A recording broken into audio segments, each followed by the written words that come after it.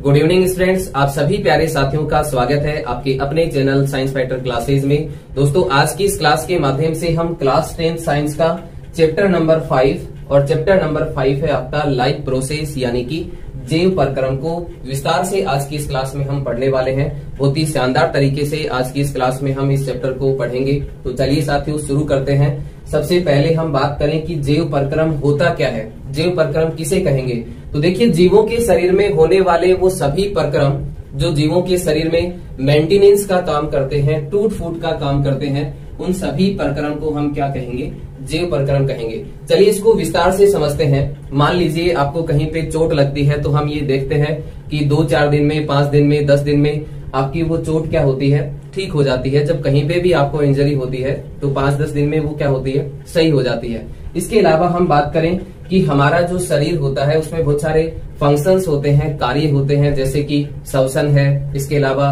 परिवहन है, इसके अलावा उत्सर्जन है। तो ये सभी कार्य करने के लिए, या फिर मैं ये कहूँ कि शारीरिक कार्य करने के लिए हमें किसकी आवश्यकता होती है साथियों, ऊर्जा की आवश्यकता होती है। किसकी आवश्यकता होती है, ऊर्जा की। आप सभी जानते हैं कि हमें किसकी आवश्यकता होती है कार्य करने के लिए, एनर्जी की रिक्वायरमेंट होती है, ऊर्जा की आवश्यकता होती है। और ऊर्जा हमें कहाँ से मिलती है, भोजन से। ऊर्जा हमें कहाँ से मिलती है, भोजन यानी कि पोषण से। भोजन यानी कि पोषण से हमें क्या मिलती है, ऊर्जा मिलती है। और जो भी भोजन हम ग्रहण करते हैं, जो भी भोजन हम खाते हैं, उसमें क्या क्या होता है साथियों, उसमें या तो क्या होता है, कार्बोहाइड्रेट। जो खाना हम खाते हैं वो या तो हम क्या खाते हैं, कार्बोहाइड्रेट खाते हैं, या फिर हम क्या खाते हैं, प्रोटीन खाते हैं, या फिर हम क्या खाते हैं, वसा को खाते हैं। ये हमारे भोजन के मुख्य घटक होते हैं। अब बात करें हम कार्बोहाइड्रेट की, तो देखिए कार्बोहाइड्रेट क्या होता है, कार्बोहाइड्रेट किसे कहेंगे अपन। तो मैं एक नॉर्मल सा यहाँ पे फॉर्मूला लिखता हूँ, C6H12O6। इसको हम कहते हैं ग्लूकोज, जो कि कार्बोहाइड्रेट का सबसे सरलतम रूप होता है। आप सभी जानते हैं कि कार्बोहाइड्रेट का सबसे सरलतम रूप क्या होता है, ग्लूकोज होता है। उसका फॉर्मूला क्या होता है, C6H12O6 होता है। तो देखिए कार्बोहाइड्रेट कहते किसको है, तो कार्बोहाइड्रेट की हम बात करें तो कार्बन, हाइड्रोजन और ऑक्सीजन से मिलकर बने यौगिक, जिनमें कार्बन, हाइड्रोजन और ऑक्सीजन का जो अनुपात होता है वो क्या होता है, 1:2:1 होता है। तो ऐसे यौगिक को हम क्या कहेंगे, कार्बोहाइड्रेट कहेंगे। आप साथ साथ यहाँ पे नोट्स बना सकते हैं, साथ साथ नोट कर सकते हैं। तो कार्बोहाइड्रेट किसे कहेंगे अपन, ऐसे यौगिक कार्बन, हाइड्रोजन और ऑक्सीजन से मिलकर बनने वाले वो यौगिक जिसमें कार्बन, हाइड्रोजन और ऑक्सीजन का अनुपात क्या हो साथियों, 1:2:1 हो। तो ऐसे यौगिक को हम क्या कहेंगे, कार्बोहाइड्रेट कहेंगे। आगे हम बात करें प्रोटीन की, तो देखिए प्रोटीन किसको कहेंगे, प्रोटीन हम किसको कहेंगे, ऐसे यौगिक जिसमें कार्बन, हाइड्रोजन, ऑक्सीजन के अलावा क्या हो, नाइट्रोजन भी हो। तो ऐसे यौगिक को हम क्या कहेंगे, प्रोटीन कहेंगे।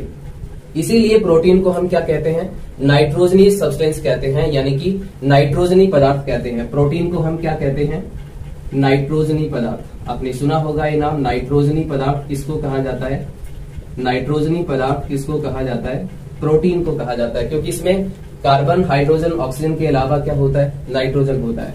अब बात करें कि सबसे ज्यादा ऊर्जा की जो पूर्ति है हमारे शरीर में वो किसके द्वारा की जाती है, कार्बोहाइड्रेट के द्वारा की जाती है। हमारे शरीर में हमें सबसे ज्यादा ऊर्जा जो मिलती है वो किससे मिलती है, कार्बोहाइड्रेट से मिलती है। लेकिन यदि आपसे पूछा जाए कि आपको सबसे ज्यादा ऊर्जा मिलती किससे है, तो किससे मिलती है साथियों, वसा से मिलती है। मान लीजिए आपके पास 100 ग्राम जो है वो क्या है, कार्बोहाइड्रेट है, और आपके पास 100 ग्राम ही क्या है, वसा है। तो आपने दोनों जो सब्सटेंस है आपके पास, दोनों जो पदार्थ हैं, आपने 100 ग्राम खाए हैं, तो सबसे ज्यादा ऊर्जा किससे मिलती है, वसा से मिलेगी, ना कि कार्बोहाइड्रेट से। कार्बोहाइड्रेट से हमारे शरीर की ऊर्जा की पूर्ति इसलिए होती है क्योंकि हम सबसे ज्यादा खाते ही किसको है, कार्बोहाइड्रेट खाते हैं। हम हमारे भोजन में वसा कम लेना पसंद करते हैं, क्योंकि वसा हमारे शरीर में जाकर के कोलेस्ट्रॉल में बदल जाती है, और वो कोलेस्ट्रॉल हमारे जो रक्त वाहिनियां होती हैं उनमें जमा होने लगता है, जिसकी वजह से हृदय संबंधी बीमारियां उत्पन्न होती हैं। तो ये बात आपको अच्छे से समझ में आ गई होगी कि कार्बोहाइड्रेट से शरीर की ऊर्जा की सबसे ज्यादा पूर्ति होती है, लेकिन सबसे ज्यादा ऊर्जा मिलती किससे है, वसा से मिलती है। तो अब हम बात कर रहे थे ऊर्जा की, कि हमारे शरीर में कार्य करने के लिए किसकी आवश्यकता होती है, ऊर्जा की आवश्यकता होती है। और ऊर्जा के लिए हमें किसकी आवश्यकता होती है, भोजन की, यानी कि पोषण की आवश्यकता होती है। और भोजन के मुख्य घटक क्या होते हैं, कार्बोहाइड्रेट, प्रोटीन और वसा, ये मुख्य घटक होते हैं जो खाने के रूप में हम ग्रहण करते हैं। अब हम बात करें कि ये जो पदार्थ आप देख पा रहे हो, कार्बोहाइड्रेट, प्रोटीन, वसा, ये कैसे पदार्थ होते हैं साथियों, ये पदार्थ होते हैं जटिल पदार्थ। कैसे पदार्थ होते हैं, जटिल पदार्थ होते हैं, कॉम्प्लेक्स सब्सटेंस होते हैं। इनको हमारा शरीर डायरेक्टली सीधे तौर पे उपयोग में नहीं ले सकता, इसलिए इनको सरल पदार्थों में तोड़ना क्या होता है, जरूरी होता है। और इनको सरल पदार्थों में तोड़ने का जो कार्य होता है वो कौन करता है, पाचन तंत्र के द्वारा किया जाता है। तो अभी हम बात कर रहे हैं कि जो आपका जैव प्रकरण है उसमें कौन कौन सी प्रक्रियाएं शामिल है, उनकी हम बात कर रहे हैं। तो सबसे पहले आता है आपका भोजन या फिर पोषण। तो पोषण में हमने इनको ग्रहण किया, लेकिन ये पदार्थ कैसे, जटिल पदार्थ, तो इनको किसमें तोड़ना पड़ेगा, सरल पदार्थों में तोड़ना पड़ेगा। और सरल पदार्थों में तोड़ने का कार्य करेगा साथियों पाचन तंत्र। कौन करेगा, पाचन तंत्र। अब देखिए पाचन तंत्र के द्वारा इन जटिल पदार्थों को किसमें बदल दिया गया, सरल पदार्थों में बदल दिया गया। आपकी छोटी आंत में भोजन का पूरी तरह से पाचन होता है, आगे डिस्कस करेंगे उसके बारे में हम। तो कार्बोहाइड्रेट को आपकी छोटी आंत ने किसमें बदल दिया, ग्लूकोज के अंदर। किसमें बदल दिया, ग्लूकोज में बदल दिया। और प्रोटीन को किसमें बदल दिया, अमीनो अम्ल में बदल दिया। आप यहां से नोट कर सकते हैं, अमीनो एसिड, अमीनो अम्ल। और आपकी वसा को किसमें बदल दिया, ग्लिसरॉल या फिर फैटी एसिड।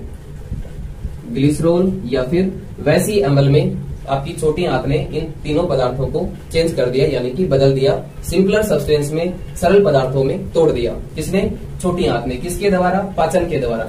अब ये पदार्थ हमारे शरीर के उपयोग में आ सकते हैं, हमारा शरीर इनको उपयोग में ले सकता है, लेकिन अभी भी हमें ऊर्जा नहीं मिली है। ऊर्जा कब मिलेगी, ये पदार्थ जो है आप यहाँ पे देख पा रहे हो, ग्लूकोज, अमीनो अम्ल, ग्लिसरॉल, इनको छोटी आंत के द्वारा तोड़ा गया है। अब छोटी आंत इनको क्या करेगी, अवशोषित कर लेगी। क्या करेगी, अवशोषित करेगी।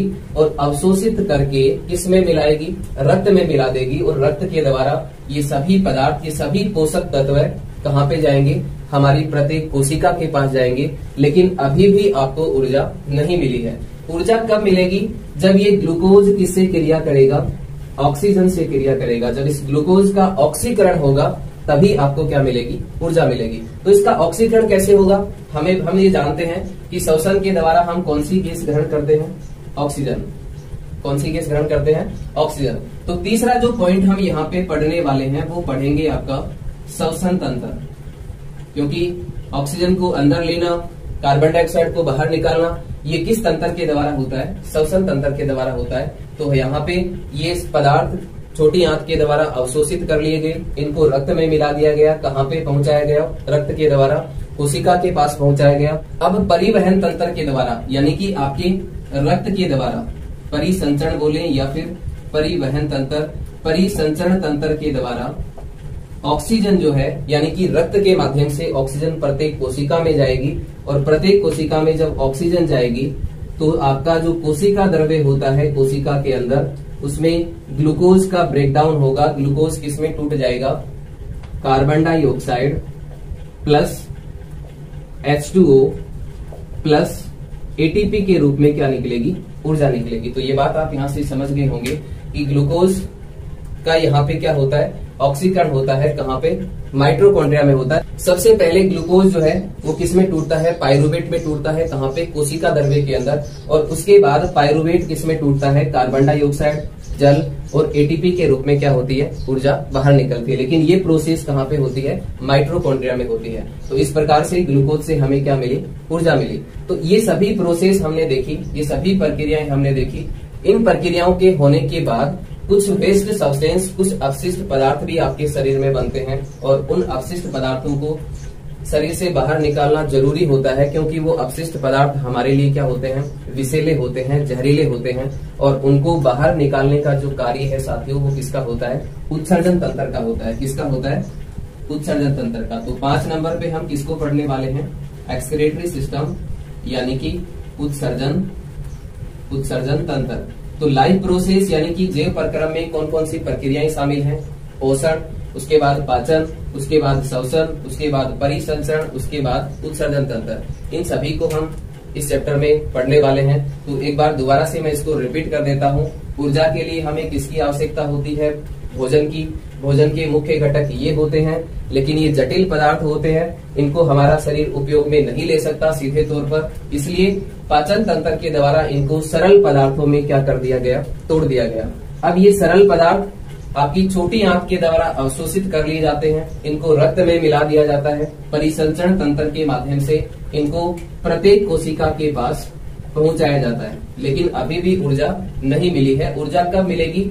जब ये ग्लूकोज किससे क्रिया करेगा? ऑक्सीजन से। तो श्वसन तंत्र के माध्यम से आपकी जो ऑक्सीजन है वो कोशिका में पहुंचाई जाएगी, और जब कोशिका में ऑक्सीजन पहुंचेगी तो ये ग्लूकोज जो है वो ऑक्सीजन से क्या करेगा? क्रिया करेगा, और क्रिया करके क्या बनाएगा? पाइरूवेट बनाएगा। ये प्रोसेस जो है वो कहाँ पे होती है? कोशिका द्रव्य में। ग्लूकोज का पाइरूवेट में विखंडन कहाँ पे हुआ? कोशिका द्रव्य में। याद रखना कहाँ पे होता है? कोशिका द्रव्य में। उसके बाद क्या होता है? पाइरूवेट जो है वो किस में टूटता है? कार्बन डाइऑक्साइड, जल और एटीपी के रूप में क्या होती है? ऊर्जा निकलती है। तो पाइरूवेट का विखंडन कहाँ पे हुआ? माइटोकॉन्ड्रिया में। याद रखना ग्लूकोज का विखंडन, ग्लूकोज का पाइरूवेट में कहाँ पे टूटता है? ग्लूकोज जो है, याद रखना ग्लूकोज पाइरूवेट में कहाँ पे टूटता है? कोशिका द्रव्य में। लेकिन पाइरूवेट का विखंडन जो है वो कहाँ पे होता है? माइटोकॉन्ड्रिया में। और क्या बनता है? कार्बन डाइऑक्साइड, जल और एटीपी के रूप में क्या निकलती है? ऊर्जा निकलती है। तो अब आपको क्या मिलेगी?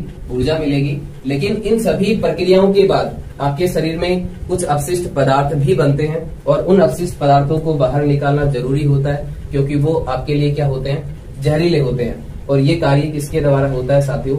उत्सर्जन तंत्र के माध्यम से। तो जैव प्रक्रम में कौन कौन सी प्रक्रियाएं शामिल हैं?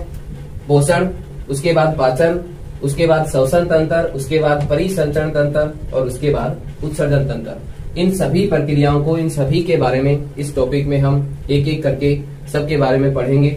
और सबसे पहले हम पढ़ेंगे किसको? पोषण को। सबसे पहला जो टॉपिक है आपका वो है आपका पोषण। आप साथ साथ यहाँ से नोट कर सकते हैं। सबसे पहले हम बात करें साथियों पोषण की, तो देखिए पोषण क्या होता है? What is nutrition? न्यूट्रिशन हम किसको कहेंगे? पोषण क्या होता है? तो देखिए पोषण क्या होता है? जितने भी जीव होते हैं वो क्या करते हैं? ऊर्जा प्राप्त करने के लिए भोजन ग्रहण करते हैं। तो पोषण की जो डेफिनेशन है वो आप यहाँ से ये लिख सकते हैं कि जीवों के द्वारा भोजन ग्रहण करना और जैव रासायनिक क्रियाओं के द्वारा जो जटिल पदार्थ जीवों ने भोजन के रूप में ग्रहण किए हैं, उन जटिल पदार्थों को सरल पदार्थों में तोड़कर उनसे ऊर्जा प्राप्त करना ही क्या होता है? पोषण होता है। मैं दोबारा इसको रिपीट करता हूँ कि जीवों के द्वारा भोजन ग्रहण करना और जैव रासायनिक क्रियाओं के द्वारा जो भोजन के रूप में आपने जटिल पदार्थ ग्रहण किए हैं, उनको सरल पदार्थों में तोड़कर उनसे ऊर्जा प्राप्त करना ही क्या होता है? पोषण होता है। अब देखिए पोषण कितने टाइप का होता है? पोषण साथियों दो प्रकार का होता है। एक होता है आपका स्वपोषी पोषण, एक होता है स्वपोषी पोषण, और एक होता है विषम पोषी पोषण। पोषण कितने प्रकार का होता है? दो प्रकार का होता है, एक स्वपोषी और एक होता है विषम पोषी पोषण। अब सबसे पहले हम बात करें किसकी? स्वपोषी पोषण की। तो देखिए इसके नाम से ही स्पष्ट है, स्वपोषी पोषण यानी कि ऐसा पोषण या पोषण का वो तरीका जिसमें जीव अपना भोजन स्वयं बनाते हैं, उस पोषण को हम क्या कहेंगे? स्वपोषी पोषण कहेंगे। और ऐसे जीव जो अपना भोजन स्वयं बनाते हो वो जीव क्या कहलाएंगे? स्वपोषी जीव कहलाएंगे। और इसका उदाहरण की हम बात करें तो जितने भी हरे पादप होते हैं, जितने भी ग्रीन प्लांट होते हैं, हरे पादप होते हैं, वो किस प्रकार का पोषण करते हैं? स्वपोषी पोषण करते हैं। पौधों के अंदर जो पत्तियां होती हैं उनमें एक हरे रंग का लवक होता है जिसको हम क्या कहते हैं? हरित लवक कहते हैं। इसको हम विस्तार से समझते हैं। देखिए कि पौधे जो होते हैं वो अपना भोजन किस तरह से बनाते हैं। तो मान लीजिए ये आपकी कोई पत्ती है, लीव्स है। पत्तियों में आपने देखा होगा, पत्तियों में क्या होते हैं? सूक्ष्म छिद्र होते हैं। पत्तियों में क्या पाए जाते हैं? सूक्ष्म छिद्र पाए जाते हैं। और इन सूक्ष्म छिद्रों को हम क्या कहते हैं? स्टोमेटा। क्या कहते हैं? स्टोमेटा, या फिर हिंदी में हम इसको कहेंगे रंध्र। पत्तियों में पाए जाने वाले सूक्ष्म छिद्र क्या कहलाते हैं? रंध्र कहलाते हैं। पत्तियों का हरा रंग किसकी वजह से होता है? क्लोरोफिल, या फिर जिसको हम कहते हैं हरित लवक। पत्तियों का हरा रंग किसके कारण होता है? हरित लवक के कारण होता है। अब जैसे ही सूर्य का प्रकाश, हरे पादप आप सभी जानते हैं कि हरे पादप जो होते हैं वो सूर्य के प्रकाश की उपस्थिति में अपना भोजन स्वयं बनाते हैं और ये प्रक्रिया क्या कहलाती है? प्रकाश संश्लेषण कहलाती है। तो पौधे किस तरह से अपना भोजन बनाते हैं, प्रकाश संश्लेषण के दौरान कौन कौन सी घटनाएं होती हैं, उन घटनाओं को यहाँ पे हम चर्चा करने वाले हैं। तो देखिए, सूर्य का प्रकाश जब पत्तियों पे क्या होता है? आपतित होता है। तो लाइट एनर्जी, सूर्य का प्रकाश जब पत्तियों पे आपतित हुआ तो हरित लवक उसको क्या कर लेगा? अवशोषित कर लेगा। तो सबसे पहली प्रक्रिया क्या है प्रकाश संश्लेषण की? कि हरित लवक के द्वारा या क्लोरोफिल के द्वारा सूर्य के प्रकाश को क्या करना? अवशोषित करना। और सूर्य के प्रकाश को अवशोषित करके उस सौर ऊर्जा को किसमें कन्वर्ट करना? रासायनिक ऊर्जा में। किसमें कन्वर्ट करना? रासायनिक ऊर्जा में बदलना। आप साथ साथ नोट कर सकते हैं, इस ऊर्जा में बदलना, रासायनिक ऊर्जा में बदलना। सबसे पहला काम क्या होता है प्रकाश संश्लेषण के दौरान? कि सूर्य से आने वाला जो सूर्य का प्रकाश है, सौर ऊर्जा है, वो आपके क्लोरोफिल के द्वारा अवशोषित कर ली जाती है और उसको किसमें बदल दिया जाता है? रासायनिक ऊर्जा में बदल दिया जाता है। दूसरी प्रक्रिया क्या होती है साथियों? जड़ों के द्वारा पत्तियों तक जो जल पहुंचता है, जड़ों के द्वारा जो जल अवशोषित किया जाता है और जाइलम उत्तक के द्वारा उसको पत्तियों तक पहुंचाया जाता है। तो जो जल पत्तियों तक पहुंचाया गया है जाइलम उत्तक के द्वारा, उसका ब्रेकडाउन होता है। किसमें तोड़ा जाता है? इसको हाइड्रोजन और ऑक्सीजन में तोड़ दिया जाता है। तीसरी प्रक्रिया क्या होती है? कि कार्बन डाइऑक्साइड, पौधा जब प्रकाश संश्लेषण की क्रिया करता है तो इन्वायरमेंट से, वायुमंडल से कौन सी गैस ग्रहण करता है? कार्बन डाइऑक्साइड ग्रहण करता है। तो तीसरी प्रोसेस क्या होगी? कि जो आपके स्टोमेटा होते हैं पत्तियों के अंदर, वो इन्वायरमेंट से, वायुमंडल से कौन सी गैस को ग्रहण करते हैं? कार्बन डाइऑक्साइड को ग्रहण करते हैं। और फिर कार्बन डाइऑक्साइड का क्या होता है? रिडक्शन होता है, अपचयन होता है। और फिर बनता क्या है? कार्बोहाइड्रेट। और फिर फाइनली अंत में क्या बनता है? कार्बोहाइड्रेट बनता है या फिर ग्लूकोज बनता है। और ये कार्बोहाइड्रेट पौधे की पत्तियों में क्या होता है? भोजन के रूप में संचित होता है या फिर स्टोर होता है। तो प्रकाश संश्लेषण के दौरान होने वाली घटनाएं आपको अच्छे से समझ में आ गई होंगी। मैं एक बार दोबारा से इसको रिपीट कर देता हूँ।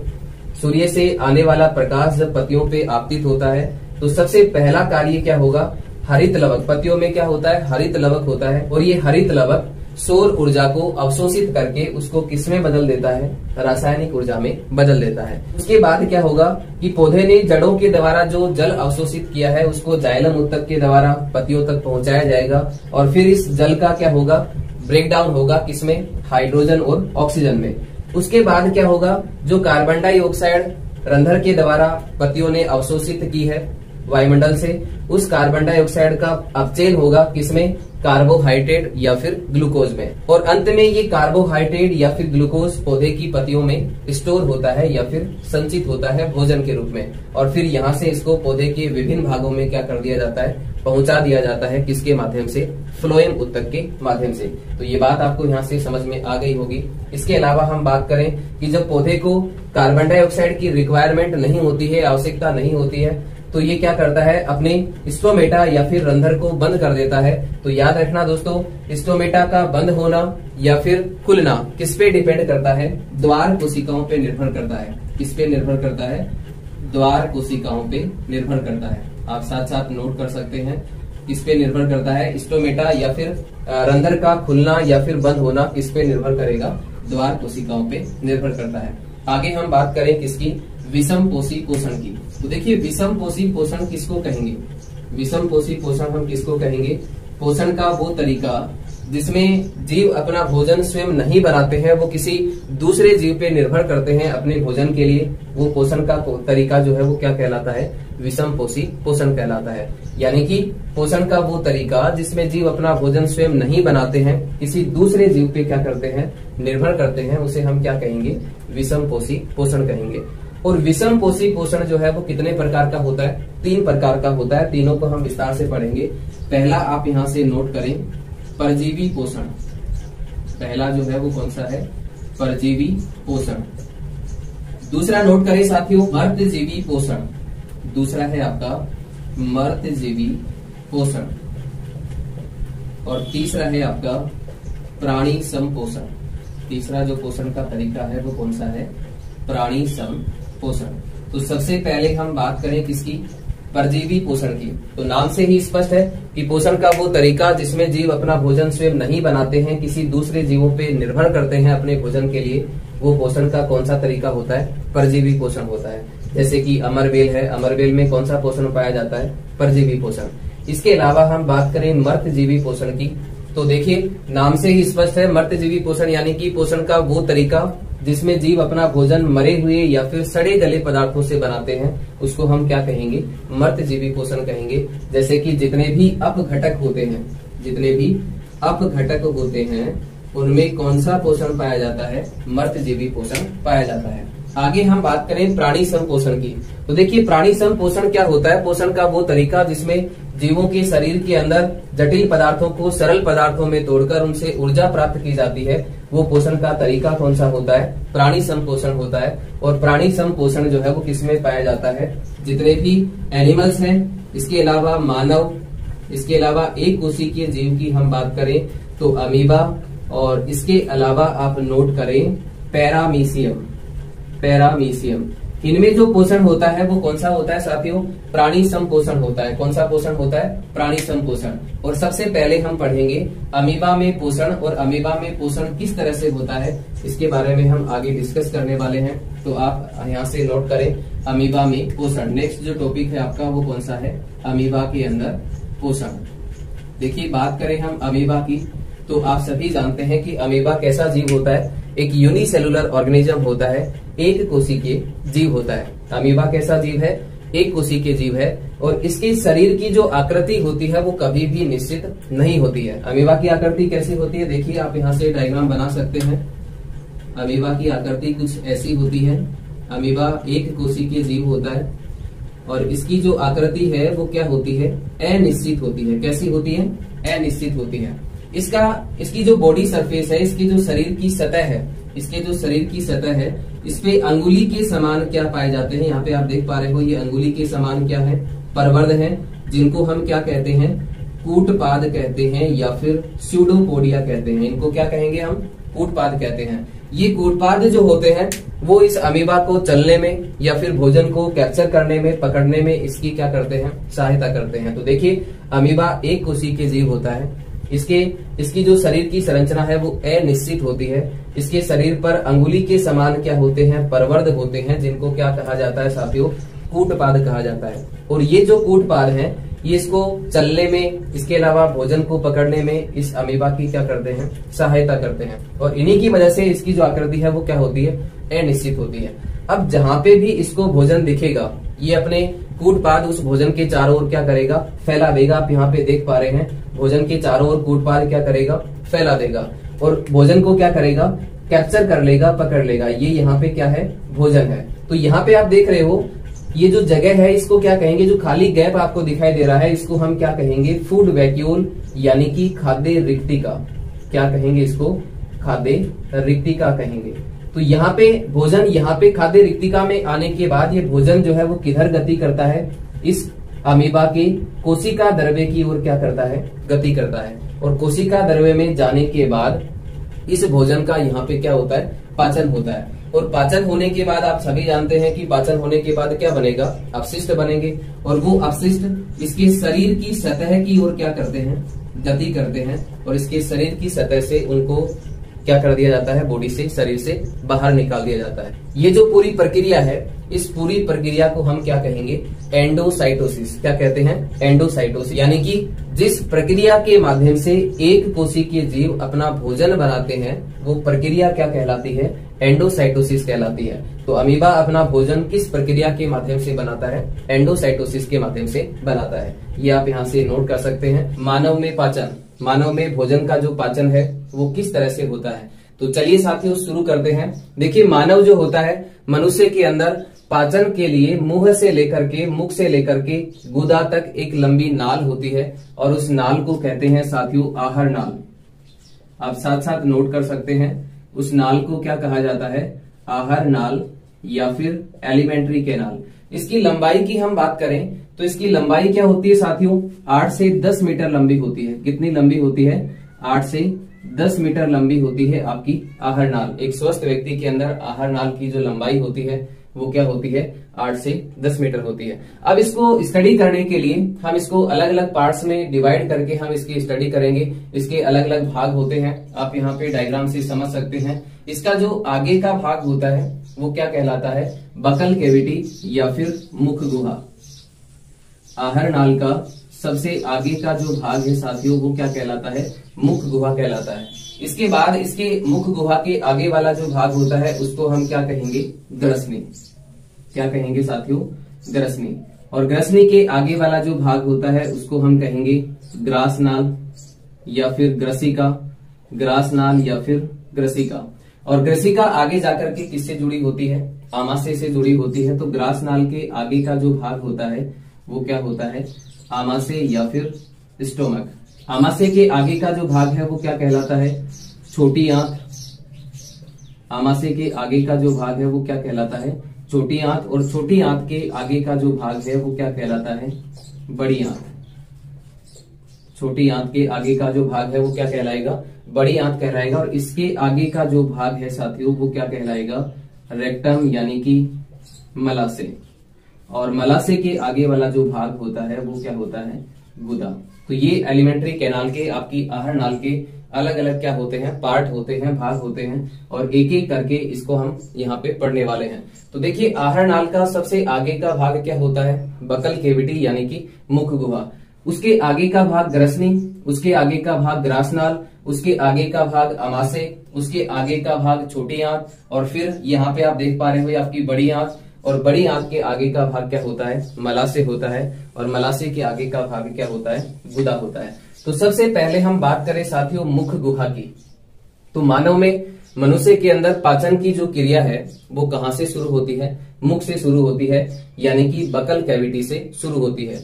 ये आपकी आहर नाल का सबसे आगे का भाग होता है, सबसे फ्रंट पार्ट होता है कौन, मुख गुहा। आपकी मुख गुहा में क्या होते हैं, दांत होते हैं। और दांत कितने प्रकार के होते हैं साथियों, 4 प्रकार के होते हैं, कृतनक, रदनक, चवर्णक और अगर चवर्णक। इसके अलावा मुख गुहा में क्या होती है, लार ग्रंथियां होती हैं। आप साथ साथ नोट कर सकते हैं, मुख गुहा में क्या पाई जाती हैं, लार ग्रंथियां पाई जाती हैं। और इनसे क्या स्रावित होता है, लार स्रावित होती है। उसमें क्या होते हैं, एंजाइम। तो कौन कौन से एंजाइम पाए जाते हैं आपकी लार में, उनको आप यहां से नोट कर सकते हैं। एक है आपका टाइलिन। लार में कौन कौन से एंजाइम पाए जाते हैं, टाइलिन। इसके अलावा एमिलेज, इसके अलावा लाइसोजाइम। लाइसोजाइम ये एंजाइम किसमें पाए जाते हैं, लार में। कौन कौन से एंजाइम होते हैं, टाइलिन, एमिलेज, इसके अलावा लाइसोजाइम। तो देखिए भोजन के पाचन की क्रिया कहाँ से शुरू होती है, मुख से शुरू होती है। मुख में दांत होते हैं, लार ग्रंथियां होती हैं। और लार में क्या होता है, एंजाइम होते हैं। कौन कौन से एंजाइम होते हैं, टाइलिन, एमिलेज और लाइसोजाइम। देखिए इनका कार्य क्या होता है, आपका जो टाइलिन और एमिलेज एंजाइम है ये आपके मुख में स्टार्च के पाचन में क्या होता है, सहायक होता है। कितने पीएच पे वर्क करता है ये, कितनी पीएच पे काम करता है, आपके मुख की जो पीएच है साथियों वो क्या होती है, 6.8 होती है। और मान लीजिए आपके मुख की जो पीएच है वो 5.5 या इससे भी कम हो जाए तो आपके मुख का जो पीएच वैल्यू है वो क्या हो जाता है, अम्लीय हो जाता है। लार क्या हो जाती है, अम्लीय हो जाती है। और इस कंडीशन में आपके मुख से दुर्गंध आने लगती है। इस स्थिति को क्या कहा जाता है, दंत छेह कहा जाता है। क्या कहते हैं, दंत छेह। आप साथ साथ नोट करते जाएं। इस स्थिति को हम क्या कहेंगे, दंत छेह कहेंगे। तो दंत छेह कब होता है, यदि आपके मुख की पीएच 5.5 या उससे भी क्या हो जाए, कम हो जाए, तो उस स्थिति को हम क्या कहेंगे, दंत छेह कहेंगे। तो आपके मुख में जो लार होती है उसमें टाइलिन और एमिलेज एंजाइम होते हैं जिनका मुख्य कार्य क्या होता है, स्टार्च के पाचन में सहायता करना। इसके अलावा बात करें हम किसकी, लाइसोजाइम की। तो देखिए लाइसोजाइम एंजाइम जो है उसका कार्य क्या होता है, ये आपके भोजन के साथ आए हुए जो जीवाणु होते हैं उनको नष्ट करने में क्या होता है, सहायक होता है।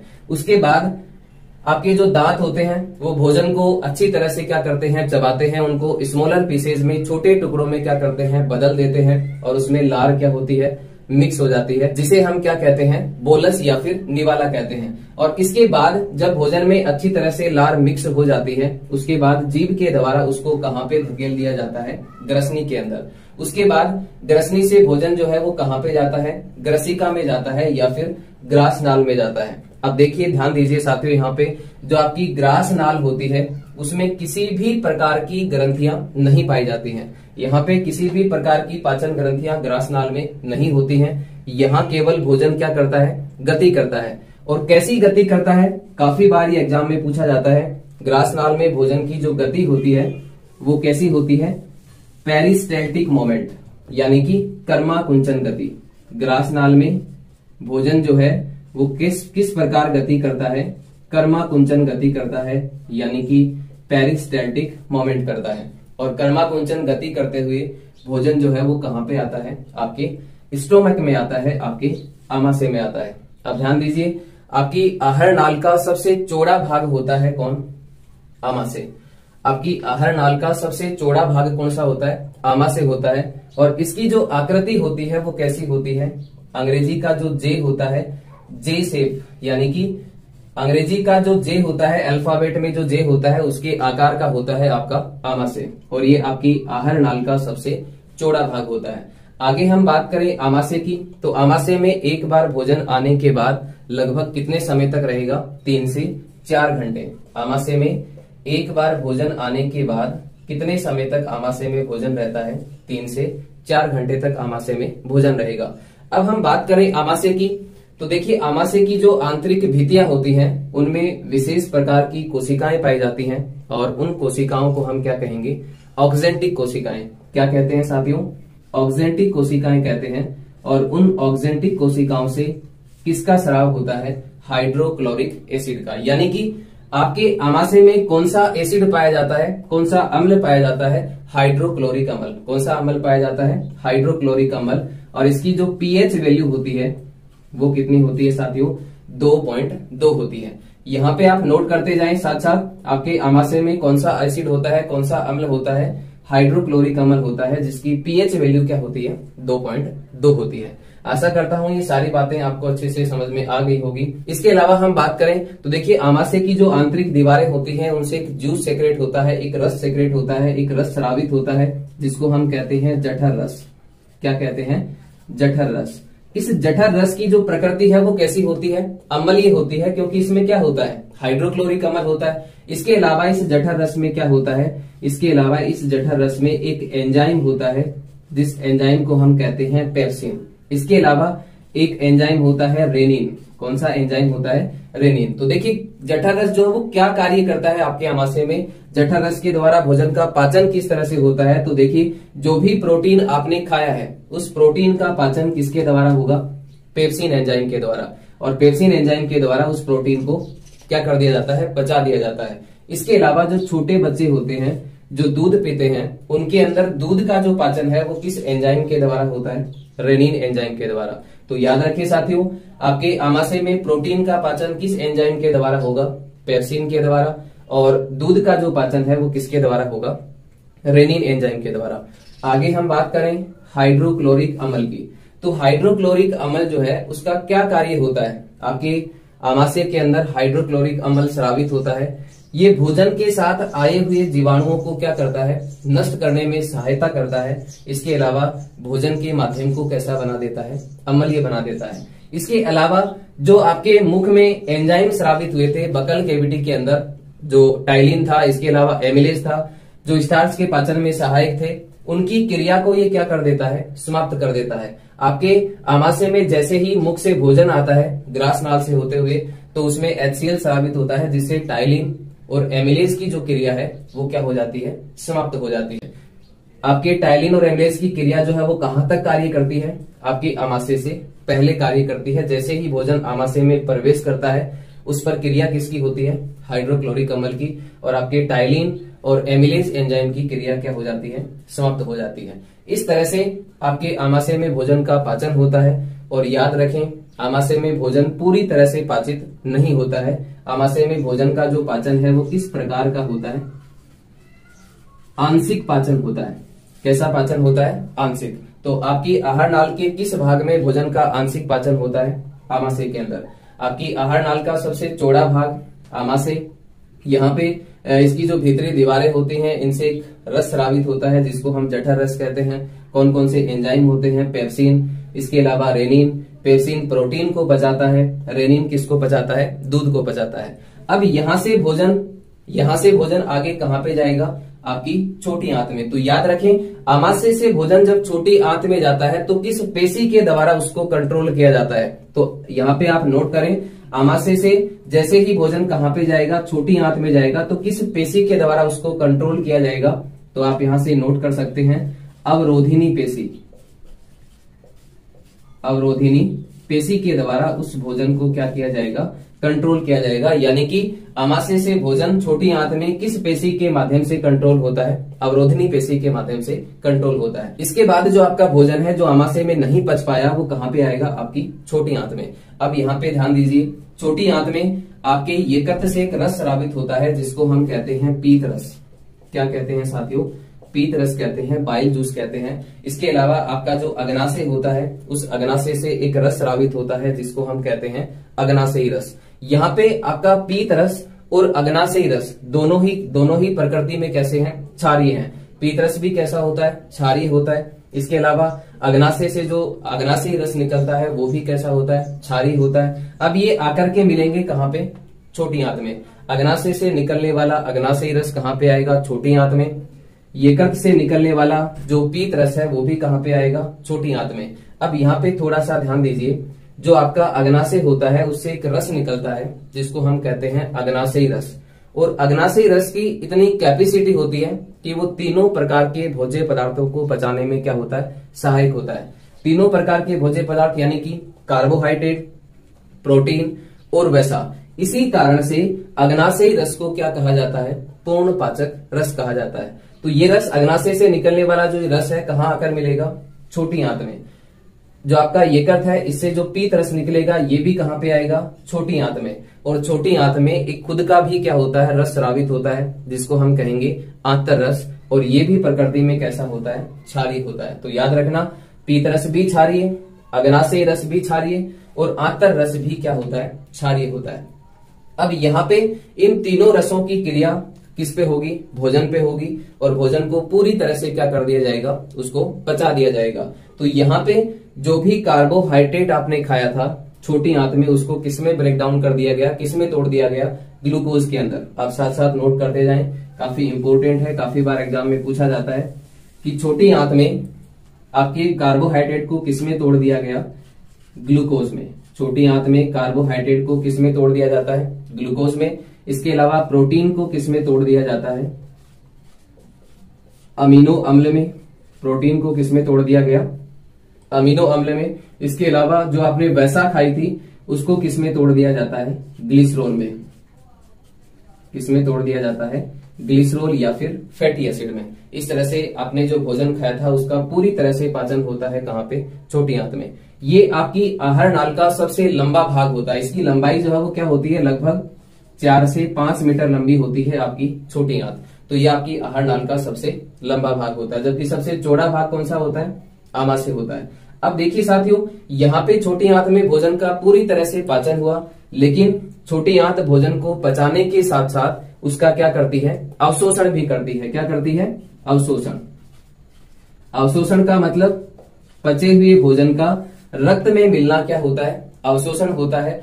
लेकिन आपकी छोटी आंत पाचन के साथ साथ अवशोषण भी करती है और स्वांगीकरण भी करती है। अवशोषण का मतलब कि पचे हुए भोजन का रक्त में मिलना अवशोषण होता है, और स्वांगीकरण किसको कहते हैं, पचे हुए भोजन का शरीर के द्वारा उपयोग में लिया जाना क्या कहलाएगा, स्वांगीकरण। तो आपकी छोटी आंत ने जो भी पोषक तत्व है इसने ब्रेक डाउन किए हैं, तोड़े हैं, जैसे कि ग्लूकोज, अमीनो अम्ल और ग्लिसरॉल, इन सभी को क्या कर लेगी, अवशोषित कर लेगी। और अवशोषित करके उसको किसमें मिला देगी, रक्त में। और रक्त में मिलकर के ये आपकी प्रत्येक कोशिका तक पहुंचेंगे और आपको एनर्जी यानी कि ऊर्जा प्राप्त होगी। इसके बाद जो भी अनडाइजेस्टेड फूड बचा है, जो अपच भोजन बचा है, वो आगे कहाँ पे आएगा, आपकी बड़ी आंत में आता है। कहाँ पे आता है, बड़ी आंत में। तो देखिए बड़ी आंत क्या करेगी, उस अपच भोजन में जितनी भी जल की मात्रा है, इसके अलावा उसमें जो भी लवण है, साल्ट है, उन सबको क्या कर लेगी, अवशोषित कर लेगी। तो बड़ी आंत का मुख्य कार्य क्या होता है, पचे हुए भोजन से, अपशिष्ट भोजन से जल की मात्रा को अवशोषित करना। इसके अलावा लवण को अवशोषित करना, ये कार्य किसका है? बड़ी आंत का। तो ये अवशोषित करके अपशिष्ट को किस में बदल देती है? अर्ध शुष्क में बदल देती है। और यहां से ये भोजन जो है वो कहाँ चला जाता है? मलाशय में। और मलाशय से कहाँ पे? गुदा के द्वारा इसको शरीर से बाहर निकाल दिया जाता है। तो ये आपका मानव में पाचन इस तरह से होता है। आशा करता हूं आपको अच्छे से समझ में आया होगा। अगला जो टॉपिक है आपका साथियों वो है मानव श्वसन तंत्र। दोस्तों श्वसन की हम बात करें तो श्वसन किसे कहते हैं? तो जीवों के द्वारा ऊर्जा प्राप्त करने के लिए ऑक्सीजन को ग्रहण करना और कार्बन डाइऑक्साइड को बाहर छोड़ना क्या कहलाता है? श्वसन कहलाता है। यानी कि ऑक्सीजन समृद्ध वायु को अंदर लेना किसके लिए? ऊर्जा प्राप्त करने के लिए, और कार्बन डाइऑक्साइड समृद्ध वायु को बाहर निकालना ही क्या होता है? श्वसन होता है। अब श्वसन की हम बात करें तो श्वसन दो प्रकार का होता है। एक होता है साथियों वायवीय श्वसन, आप साथ साथ यहां से नोट कर सकते हैं। एक होता है वायवीय श्वसन और एक होता है साथियों अवायवीय श्वसन। श्वसन जो है वो कितने प्रकार का होता है? दो प्रकार का होता है। एक होता है वायवीय श्वसन और एक होता है अवायवीय श्वसन। अब बात करें हम वायवीय श्वसन की, तो देखिए वह ऐसा श्वसन जिसमें ग्लूकोज का ऑक्सीकरण या ग्लूकोज का जो विघटन है वो ऑक्सीजन की उपस्थिति में होता है। ग्लूकोज का ब्रेकडाउन किसकी उपस्थिति में हो? ऑक्सीजन की उपस्थिति में हो, तो उसको हम क्या कहेंगे? वायवीय श्वसन कहेंगे। इसके अलावा बात करें हम अवायवीय श्वसन की, तो श्वसन ऐसा श्वसन जिसमें ग्लूकोज का विघटन या ग्लूकोज का ब्रेकडाउन ऑक्सीजन की अनुपस्थिति में हो, तो उसको हम क्या कहते हैं? अवायवीय श्वसन कहते हैं। चलिए इसको विस्तार से समझते हैं। वायवीय श्वसन की हम बात करें तो वायवीय श्वसन के दौरान जो ग्लूकोज होता है उसका विघटन जो है वो किसकी उपस्थिति में होता है? ऑक्सीजन की उपस्थिति में होता है। तो इस प्रकार के श्वसन को हम क्या कहेंगे? वायवीय श्वसन कहेंगे। पाचन में हमने पढ़ा कि जो भी भोजन हमने ग्रहण किया है उसको पाचन तंत्र के द्वारा सरल पदार्थों में बदल दिया जाता है। जो भी कार्बोहाइड्रेट हमने खाया है उसको आपकी छोटी आंत के द्वारा ग्लूकोज में बदल दिया जाता है। इसके अलावा जो भी प्रोटीन आपने खाया है उसको अमीनो अम्ल में बदल दिया जाता है छोटी आंत के द्वारा। तो ये जो पोषक तत्व है जो छोटी आंत ने सरल पदार्थों में बदल दिए, वो छोटी आंत इन सभी पोषक तत्वों को क्या करेगी? अब्सॉर्ब कर लेती है, अवशोषित कर लेती है और अवशोषित करके इनको रक्त में मिला देती है। रक्त के द्वारा ये पोषक तत्व यानी कि ग्लूकोज कहाँ पे जाएगा? आपकी कोशिका में जाएगा और कोशिका में इस ग्लूकोज को क्या मिलेगी? ऑक्सीजन मिलेगी। ऑक्सीजन से क्या करेगा? क्रिया करेगा। इस प्रकार से ग्लूकोज का क्या होगा? ऑक्सीकरण होगा कोशिका के अंदर। तो देखिए ग्लूकोज जैसे ही ऑक्सीजन से क्या करेगा? क्रिया करेगा। ग्लूकोज जैसे ही ऑक्सीजन से क्या करेगा? क्रिया करेगा। ये किसमें कन्वर्ट हो जाएगा? किसमें ब्रेक हो जाएगा? पाइरूवेट में। आप यहां से नोट करते जाएं, किसमें ब्रेक हो जाएगा? पाइरूवेट के अंदर। तो ये जो प्रोसेस है वो कहां पे होती है? कोशिका द्रव्य के अंदर। आप साथ साथ नोट करते जाएं, ग्लूकोज ऑक्सीजन से क्रिया करके किसमें ब्रेक होता है? पाइरूवेट में ब्रेक होता है। और ये जो प्रोसेस है साथियों वो कहां पे होती है? कोशिका द्रव्य में। उसके बाद ये जो पाइरूवेट है वो ऑक्सीजन की उपस्थिति में किसमें ब्रेक होगा? ऑक्सीजन की उपस्थिति में ये जो पाइरूवेट है ये किसमें टूट जाएगा? Carbon dioxide plus water plus ATP के फॉर्म में क्या निकलेगी? ऊर्जा बाहर निकलेगी। एटीपी का मतलब एडिनोसिन ट्रायोफॉस्फेट। तो ये जो प्रोसेस है ये कहां पे होगी? माइटोकॉन्ड्रिया में। ये प्रोसेस कहां पे होगी? माइटोकॉन्ड्रिया के अंदर। तो आप यहां से नोट करें कि ग्लूकोज का पाइरूवेट में ब्रेकडाउन, ग्लूकोज का पाइरूवेट में विखंडन कहां पे होता है? कोशिका द्रव्य के अंदर। और पाइरूवेट का कार्बन डाइऑक्साइड, वाटर और एटीपी के रूप में जो एनर्जी बाहर निकलती है, तो पाइरूवेट का विखंडन कहां पे होता है? माइटोकॉन्ड्रिया में। वेरी इंपॉर्टेंट साथियों, आप यहां से नोट करते जाएं। ग्लूकोज का पाइरूवेट में विखंडन कोशिका द्रव्य में, जबकि पाइरूवेट का विखंडन कहां पे होता है? माइटोकॉन्ड्रिया में, जिससे आपको क्या मिलती है? ऊर्जा मिलती है। तो इस प्रकार का जो श्वसन है ये क्या कहलाएगा? वायवीय श्वसन कहलाएगा, जिसमें ग्लूकोज का विखंडन ऑक्सीजन की उपस्थिति में होता है। तो उस प्रकार के श्वसन को हम क्या कहेंगे? वायवीय श्वसन कहेंगे। आगे हम बात करें अवायवीय श्वसन की, तो देखिए ग्लूकोज का विखंडन यदि ऑक्सीजन की अनुपस्थिति में होता है तो उस श्वसन को हम क्या कहेंगे? अवायवीय श्वसन कहेंगे। दोस्तों मानव शरीर की हम बात करें तो मानव शरीर में वायवीय और अवायवीय दोनों प्रकार का श्वसन होता है। अब वायवीय श्वसन की हम बात करें तो कब होता है अवायवीय श्वसन? तो देखिए जब हम ज्यादा वर्क करते हैं, ज्यादा हार्ड वर्क करते हैं, इसके अलावा हम ज्यादा एक्सरसाइज करते हैं, तो उस समय आपके शरीर को ऊर्जा की आवश्यकता क्या होती है, ज्यादा होती है। और उस कंडीशन में आपका जो शरीर है वो ऊर्जा प्राप्त करने के लिए आपके शरीर के अंदर ग्लूकोज जो है वो ऑक्सीजन की अनुपस्थिति में क्या होने लगता है, ब्रेक होने लगता है, विघटित होने लगता है। तो इस कंडीशन में ग्लूकोज ऑक्सीजन की अनुपस्थिति में किस में ब्रेक हो जाता है, लैक्टिक एसिड में। किस में ब्रेक हो जाएगा, लैक्टिक एसिड में ब्रेक हो जाएगा। और ये लैक्टिक एसिड आपकी जो मसल्स होती हैं उनमें जमा होने लगता है, जिसकी वजह से आपको थकान आती है, इसके अलावा क्रैम्प होता है, इसके अलावा या मैं ये कह सकता हूं कि जो मसल्स है उनमें पेन होने लगता है, दर्द होने लगता है। तो मानव शरीर में क्रैम्प का क्या कारण है, तो क्रैम्प का कारण है साथियों कि ग्लूकोज जब ऑक्सीजन की अनुपस्थिति में ब्रेक होता है तो ये किस में ब्रेक होता है, लैक्टिक एसिड में। और ये लैक्टिक एसिड आपकी मांसपेशियों में क्या होगा, जमा होने लगेगा, जिससे आपकी मांसपेशियों में दर्द होने लगेगा, इसके अलावा आपको थकान होगी। तो ऑक्सीजन की अनुपस्थिति में ग्लूकोज किस में ब्रेक होगा, लैक्टिक एसिड में।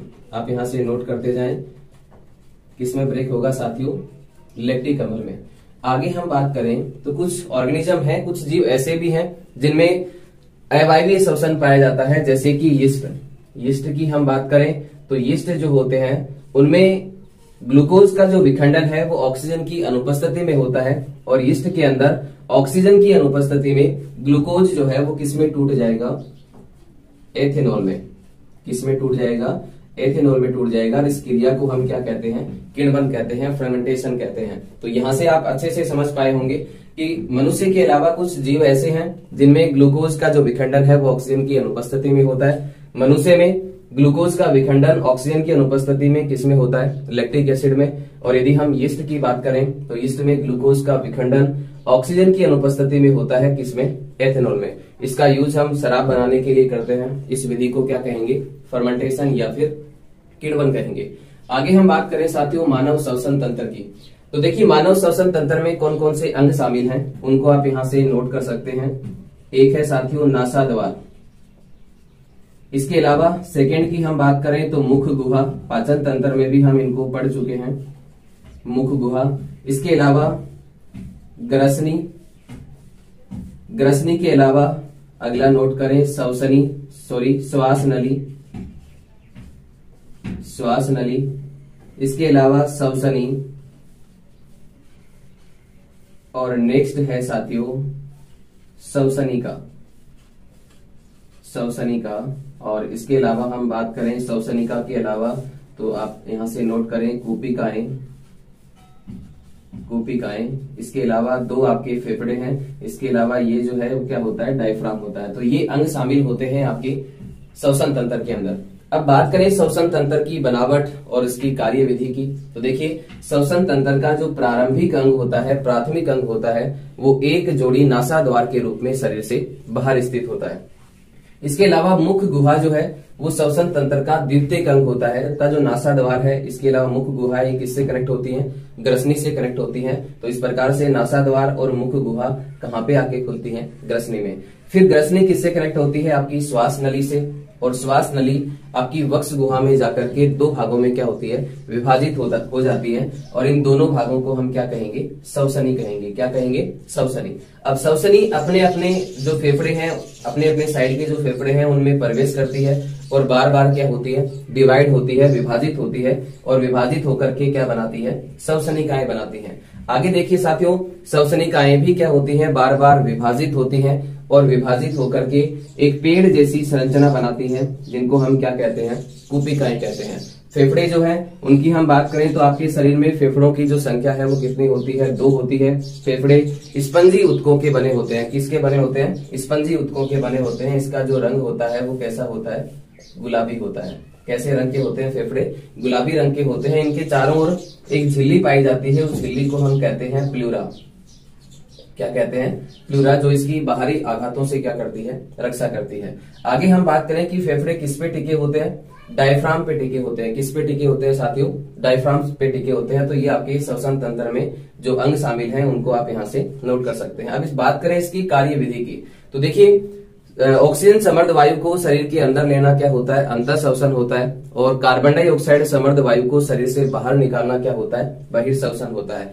अंतःश्वसन के दौरान अंतर श्वसन के दौरान ऑक्सीजन का अंदर लेना किसके द्वारा होता है? नासा द्वार के द्वारा होता है। और याद रखिए साथियों, ये जो कार्य है वो नासा द्वार के द्वारा होता है, लेकिन अंतर श्वसन जो है वो आप मुख गुहा के द्वारा भी कर सकते हैं। लेकिन नासा द्वार के द्वारा जो वायु आपने ग्रहण की है वो मुख गुहा के द्वारा ग्रहण की गई वायु की तुलना में ज्यादा शुद्ध होती है। क्यों होती है? क्योंकि आपके नासा द्वार में क्या होते हैं? बाल पाए जाते हैं, पतले बाल पाए जाते हैं, जो डस्ट पार्टिकल, धूल मिट्टी के कण हैं, उनको आपके फेफड़ों में जाने से रोकते हैं। इसलिए नासा द्वार द्वारा ग्रहण की गई वायु मुख गुहा द्वारा ग्रहण की गई वायु की तुलना में क्या होती है? ज्यादा शुद्ध होती है। फिर आपने जो वायु ग्रहण की है वो नासा द्वार से होती हुई कहाँ पे पहुंचती है? ग्रसनी में। ग्रसनी से कहाँ पे आएगी? श्वास नली में। श्वास नली आप यहाँ पे देख पा रहे हो, इसकी जो लंबाई होती है वो लगभग कितनी होती है? 5 इंच लंबी नली होती है, जिसमें सी आकार के कार्टिलेज होते हैं, जो जिनका मुख्य कार्य होता है श्वास नली को चिपकने से रोकना। तो श्वास नली जो है इसमें वायु प्रवेश करने के बाद ये कहाँ पे आएगी? आपकी श्वसनी में आएगी। और श्वसनी से कहाँ पे आती है? श्वसनिकाओं में। और श्वसनिकाओं से कहाँ पे जाती है? कुपिकाओं में। अब कुपिकाएं जो है वो आपकी असंख्य रुधिर वाहिनियों से जुड़ी होती हैं, और जैसे ही आपकी ऑक्सीजन जो है वो कुपिकाओं में पहुंचती है अंतर श्वसन के दौरान, तो ऑक्सीजन का दबाव अधिक होने की वजह से आपका रक्त जो है वो ऑक्सीजन को क्या करता है? ग्रहण कर लेता है, और ग्रहण करके इसको प्रत्येक कोशिका में पहुंच जाता है। लेकिन जैसे ही कोशिका के अंदर ग्लूकोज का विघटन होता है, ग्लूकोज का ऑक्सीकरण होता है, तो उस दौरान क्या बनती है? कार्बन डाइऑक्साइड बनती है। और ये कार्बन डाइऑक्साइड वापस रक्त में मिलकर के कहाँ पे आती है? आपकी कुपिकाओं में आती है, और कुपिकाओं के द्वारा उसको बहिःश्वसन के माध्यम से शरीर से बाहर निकाल दिया जाता है। तो ये एक छोटी सी प्रोसेस है मानव के अंदर श्वसन की। आगे बात करें हम डायफ्राम की, तो डायफ्राम जिसपे फेफड़े आपके टिके होते हैं उसको हम क्या कहेंगे? डायफ्राम कहेंगे। अब श्वसन के दौरान, अंतर श्वसन और बहिःश्वसन के दौरान आपके जो वक्ष गुहा है, आपकी जो डायफ्राम है, वो किस तरह से गति करती है, ये आप यहाँ से नोट कर सकते हैं। तो देखिए, जैसे ही हम एयर को अंदर लेंगे, ऑक्सीजन समृद्ध वायु को हम अंदर लेंगे, तो उसको अंतर श्वसन हम कहते हैं। अंतर श्वसन के दौरान जैसे ही वायु को अंदर लेते हैं तो आपकी वक्ष गुहा किधर गति करेगी? बाहर की ओर गति करेगी। क्योंकि जैसे ही एयर को हम अंदर लेंगे आपके फेफड़ों का आयतन बढ़ेगा, और आयतन बढ़ेगा तो आपकी वक्ष गुहा किधर गति करेगी? बाहर की ओर। लेकिन जैसे ही आपने अंदर वायु को लिया तो आपके फेफड़ों का आयतन क्या हो गया? बढ़ गया, जिससे डायफ्राम पे क्या होगा? प्रेशर क्रिएट होगा, दबाव बनेगा। तो डायफ्राम किधर गति करेगी? नीचे की ओर। तो याद रखिए साथियों, अंतर श्वसन के दौरान डायफ्राम किधर गति करेगा? नीचे की ओर, जबकि वक्ष गुहा किधर गति करेगी? बाहर की ओर। और बात करें हम बहिःश्वसन की, तो बहिःश्वसन के दौरान आप कार्बन डाइऑक्साइड को बाहर निकालोगे तो आपके फेफड़ों का जो आयतन है वो क्या हो जाएगा? कम हो जाएगा। तो आपकी वक्ष गुहा अंदर की ओर गति करेगी, और आपकी डायफ्राम जो है वो किधर गति करेगी? ऊपर की ओर। तो याद रखें, अंतर श्वसन के दौरान आपकी वक्ष गुहा बाहर की ओर और डायफ्राम नीचे की ओर गति करती है। जबकि बात करें हम बहिःश्वसन की, तो बहिःश्वसन के दौरान आपकी वक्ष गुहा अंदर की ओर और आपकी डायफ्राम ऊपर की ओर क्या करती है? गति करती है। तो इस प्रकार से श्वसन तंत्र को हमने विस्तार से पढ़ा, और जैव प्रक्रम में हमने पोषण को पढ़ा, इसके अलावा श्वसन तंत्र को पढ़ा, इसके अलावा पाचन तंत्र को पढ़ा। आज की इस क्लास के माध्यम से हम पढ़ने वाले हैं परिसंचरण तंत्र। दोस्तों, हमारे शरीर में जितने भी पोषक तत्व हैं उनको प्रत्येक कोशिका में पहुंचाने के लिए, इसके अलावा कार्बन डाइऑक्साइड, ऑक्सीजन, इन सब का जो परिवहन है, इसके अलावा हार्मोन का परिवहन, ये किसके माध्यम से होता है? परिसंचरण तंत्र के माध्यम से होता है। और परिसंचरण तंत्र जो है वो कितने प्रकार का होता है साथियों? 2 प्रकार का होता है। एक होता है आपका रक्त परिसंचरण तंत्र, और एक होता है लसिका परिसंचरण तंत्र। तो याद रखें, परिसंचरण तंत्र जो है वो कितने प्रकार का होता है? 2 प्रकार का होता है। एक होता है आपका रक्त परिसंचरण तंत्र, और एक होता है साथियों लसिका परिसंचरण तंत्र। तो यहाँ पे हम पढ़ेंगे रक्त परिसंचरण तंत्र को, और इसकी जो खोज है वो किसके द्वारा की जाती है? विलियम हार्वे के द्वारा। रक्त परिसंचरण तंत्र की खोज किसके द्वारा की गई? विलियम हार्वे के द्वारा। और जो आपका रक्त परिसंचरण तंत्र होता है, इसको कितने भागों में डिवाइड किया गया है उनको आप यहाँ से नोट कर सकते हैं। रक्त परिसंचरण तंत्र के भाग कौन कौन से हैं साथियों? एक होता है आपका रक्त, इसके अलावा एक होता है आपका हार्ट यानी कि हृदय, और एक होता है साथियों रक्त वाहिनियां। और रक्त वाहिनियां जो है वो कितने प्रकार की होती हैं? 2 प्रकार की होती हैं। एक होती हैं आपकी धमनियां और एक होती हैं सिराएं। तो रक्त परिसंचरण तंत्र के कितने भाग हैं? 3 भाग होते हैं। एक होता है आपका रक्त, एक होता है आपका हृदय, एक होता है रक्त वाहिनियां। और ये रक्त वाहिनियां कितने प्रकार की होती हैं? 2 प्रकार की होती हैं। सबसे पहले हम पढ़ेंगे रक्त को। तो देखिए रक्त क्या होता है आपके शरीर में, या जो जीव होते हैं, या मैं मनुष्य की बात करूं तो मनुष्य के शरीर में पाया जाने वाला एक लाल रंग का द्रव जिसकी श्यानता क्या होती है? ज्यादा होती है। अब ये श्यानता क्या है? देखिए श्यानता किसे कहेंगे भाई? श्यानता क्या होता है? किसी भी द्रव के बहने का जो गुण होता है वो क्या होता है? श्यानता कहलाता है। जैसे मान लीजिए आपके पास पानी है, इसके अलावा आपके पास शहद है, तो इनमें से ज्यादा कौन सा जल्दी कौन सा बहेगा?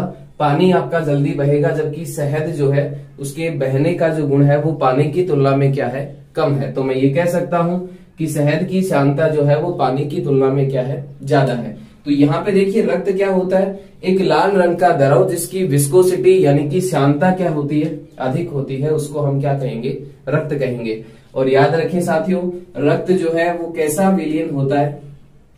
आपका जो रक्त होता है वो कैसा विलयन होता है? क्षारीय विलयन होता है। इसलिए इसकी जो पीएच है वो कितनी होती है? 7.4। आपके रक्त का जो पीएच मान होता है वो कितना होता है? 7.4 होता है। इसके अलावा हम बात करें एक स्वस्थ व्यक्ति की, तो एक स्वस्थ व्यक्ति के अंदर रक्त जो है वो कितना होता है?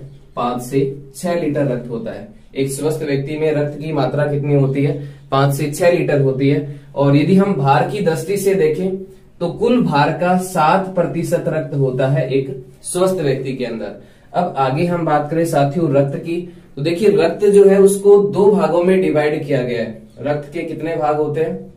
2 भाग होते हैं। एक होता है आपका प्लाज्मा, आप साथ साथ नोट करते जाएं।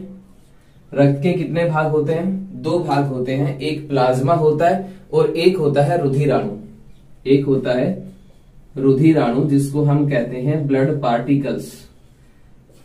आपका रक्त 100% होता है। उस 100% में से मैंने इसको 2 भागों में डिवाइड कर दिया, एक प्लाज्मा एक रुधिराणु। तो प्लाज्मा संपूर्ण रक्त का 55% होता है, जबकि रुधिराणु कितने होते हैं? 45%। संपूर्ण रक्त का 55% भाग जो है वो प्लाज्मा होता है और 45% भाग जो है वो क्या होता है? रुधिराणु होता है। आगे हम बात करें प्लाज्मा की, तो रक्त का जो तरल भाग होता है उसको हम क्या कहेंगे? प्लाज्मा कहेंगे। रक्त के 2 भाग होते हैं, प्लाज्मा एक रुधिराणु। ये आपका तरल होता है और ये कैसा होता है? ठोस होता है। तो आप यहां से नोट कर सकते हैं, रक्त का तरल भाग प्लाज्मा होता है और ठोस भाग जो होता है वो क्या होता है साथियों? रुधिराणु होता है। मैं इसको ऐसे भी बोल सकता हूं कि रक्त का जो अजीवित तरल भाग होता है वो क्या कहलाता है? प्लाज्मा कहलाता है। और जो संपूर्ण रक्त का कितना प्रतिशत होता है? 55%। आगे हम बात करें प्लाज्मा की, तो प्लाज्मा में क्या होता है? प्रोटीन्स होते हैं जैसे कि एल्ब्यूमिन्स, ग्लोब्युलिन्स। इसके अलावा एक आपको याद रखना है फाइब्रिनोजन। फाइब्रिनोजन प्रोटीन जो होता है वो किसमें उपस्थित होता है? प्लाज्मा के अंदर उपस्थित होता है। इसके अलावा एल्ब्यूमिन्स, ग्लोब्युलिन्स, इसके अलावा कार्बनिक और अकार्बनिक पदार्थ इसमें क्या होते हैं? उपस्थित होते हैं। आगे हम बात करें प्लाज्मा में जल की, तो देखिए याद रखें प्लाज्मा में कितना प्रतिशत जल होता है? 92% क्या होता है? जल होता है। बाकी 8% जो बचा वो क्या होता है? कार्बनिक पदार्थ, अकार्बनिक पदार्थ, इसके अलावा प्रोटीन्स। ये किसमें पाए जाते हैं? प्लाज्मा के अंदर। प्लाज्मा में एक प्रोटीन होती है जिसको हम कहते हैं फाइब्रिनोजन, और इस प्रोटीन का मुख्य कार्य क्या होता है? इसका कार्य होता है रक्त का थक्का बनाना। रक्त का थक्का बनाने के लिए अनिवार्य प्रोटीन होती है फाइब्रिनोजन, यानी कि इसके बिना रक्त का थक्का नहीं बन पाएगा। और इसका निर्माण होता है साथियों विटामिन के की सहायता से। कहां पे? लीवर के अंदर, आपके यकृत के अंदर। आगे हम बात करें रुधिराणु की, तो देखिए रुधिराणु जो है वो संपूर्ण रक्त का कितना प्रतिशत भाग होता है, 45% होता है। और ये रक्त का कैसा भाग होता है, ठोस भाग होता है। और आपके जो रुधिर अणु होते हैं वो कितने प्रकार के होते हैं, 3 प्रकार के होते हैं। एक होता है आरबीसी, एक होता है डब्ल्यूबीसी और एक होता है साथियों ब्लड प्लेटलेट्स यानी कि रक्त बिंबाणु। रक्त बिंबाणु। तो यहाँ पे आपके जो रुधिर अणु है वो कितने प्रकार के होते हैं, 3 प्रकार के होते हैं, आरबीसी, डब्ल्यूबीसी और तीसरा होता है ब्लड प्लेटलेट्स यानी कि रक्त बिंबाणु। अब सबसे पहले हम बात करें आरबीसी की, तो देखिए आरबीसी जो है फुल फॉर्म क्या होती है इसकी, रेड ब्लड करप्सेल्स, लाल रक्त कणिकाएं। और इनको कणिकाएं ये होती क्या है, कोशिकाएं होती है, लेकिन हम इनको क्या कहते हैं, कणिकाएं कहते हैं, करप्सेल्स कहते हैं। तो करप्सेल्स क्यों कहते हैं, ऐसी कोशिकाएं, शरीर में पाई जाने वाली ऐसी कोशिकाएं जो द्रव में उपस्थित होती हैं, एक जगह फिक्स नहीं होती हैं, स्थानांतरित होती रहती हैं, और ऐसी कोशिकाओं को हम क्या कहेंगे, करप्सेल्स कहेंगे या फिर कणिकाएं कहेंगे। तो आरबीसी को हम क्या कहते हैं, रेड ब्लड करप्सेल्स यानी कि लाल रक्त कणिकाएं। इनका जो निर्माण होता है मानव शरीर में, आरबीसी का जो निर्माण होता है वो कहाँ पे होता है, कहाँ पे बनती है ये, अस्थि मज्जा के अंदर, बोन मेरो के अंदर। अब ये अस्थि मज्जा क्या होता है, मानव शरीर में जो लंबी हड्डियां होती हैं उनके अंदर उपस्थित होता है आपका अस्थि मज्जा। जैसे कि लंबी हड्डियों की हम बात करें तो जैसे फीमर आपके जांग की हड्डी, तो आप मानव शरीर की जो लंबी हड्डियां होती हैं उनमें उपस्थित होता है अस्थि मज्जा। और अस्थि मज्जा में निर्माण किसका होता है, आरबीसी का। इनके जीवन काल की हम बात करें तो इनका जो जीवन काल है वो कितना होता है, 120 दिन होता है। 120 दिन, लगभग 120 दिन बाद इनकी क्या होती है, मृत्यु हो जाती है। और इनकी मृत्यु कहाँ पे होती है साथियों, प्लीहा के अंदर। इस प्लीहा को तिल्ली भी कहा जाता है, क्या कहा जाता है, तिल्ली। तो याद रखें आरबीसी का निर्माण कहाँ पे होता है, अस्थि मज्जा में। इनका जीवन काल 120 दिन और इनकी जो मृत्यु है वो कहाँ पे होती है, प्लीहा के अंदर।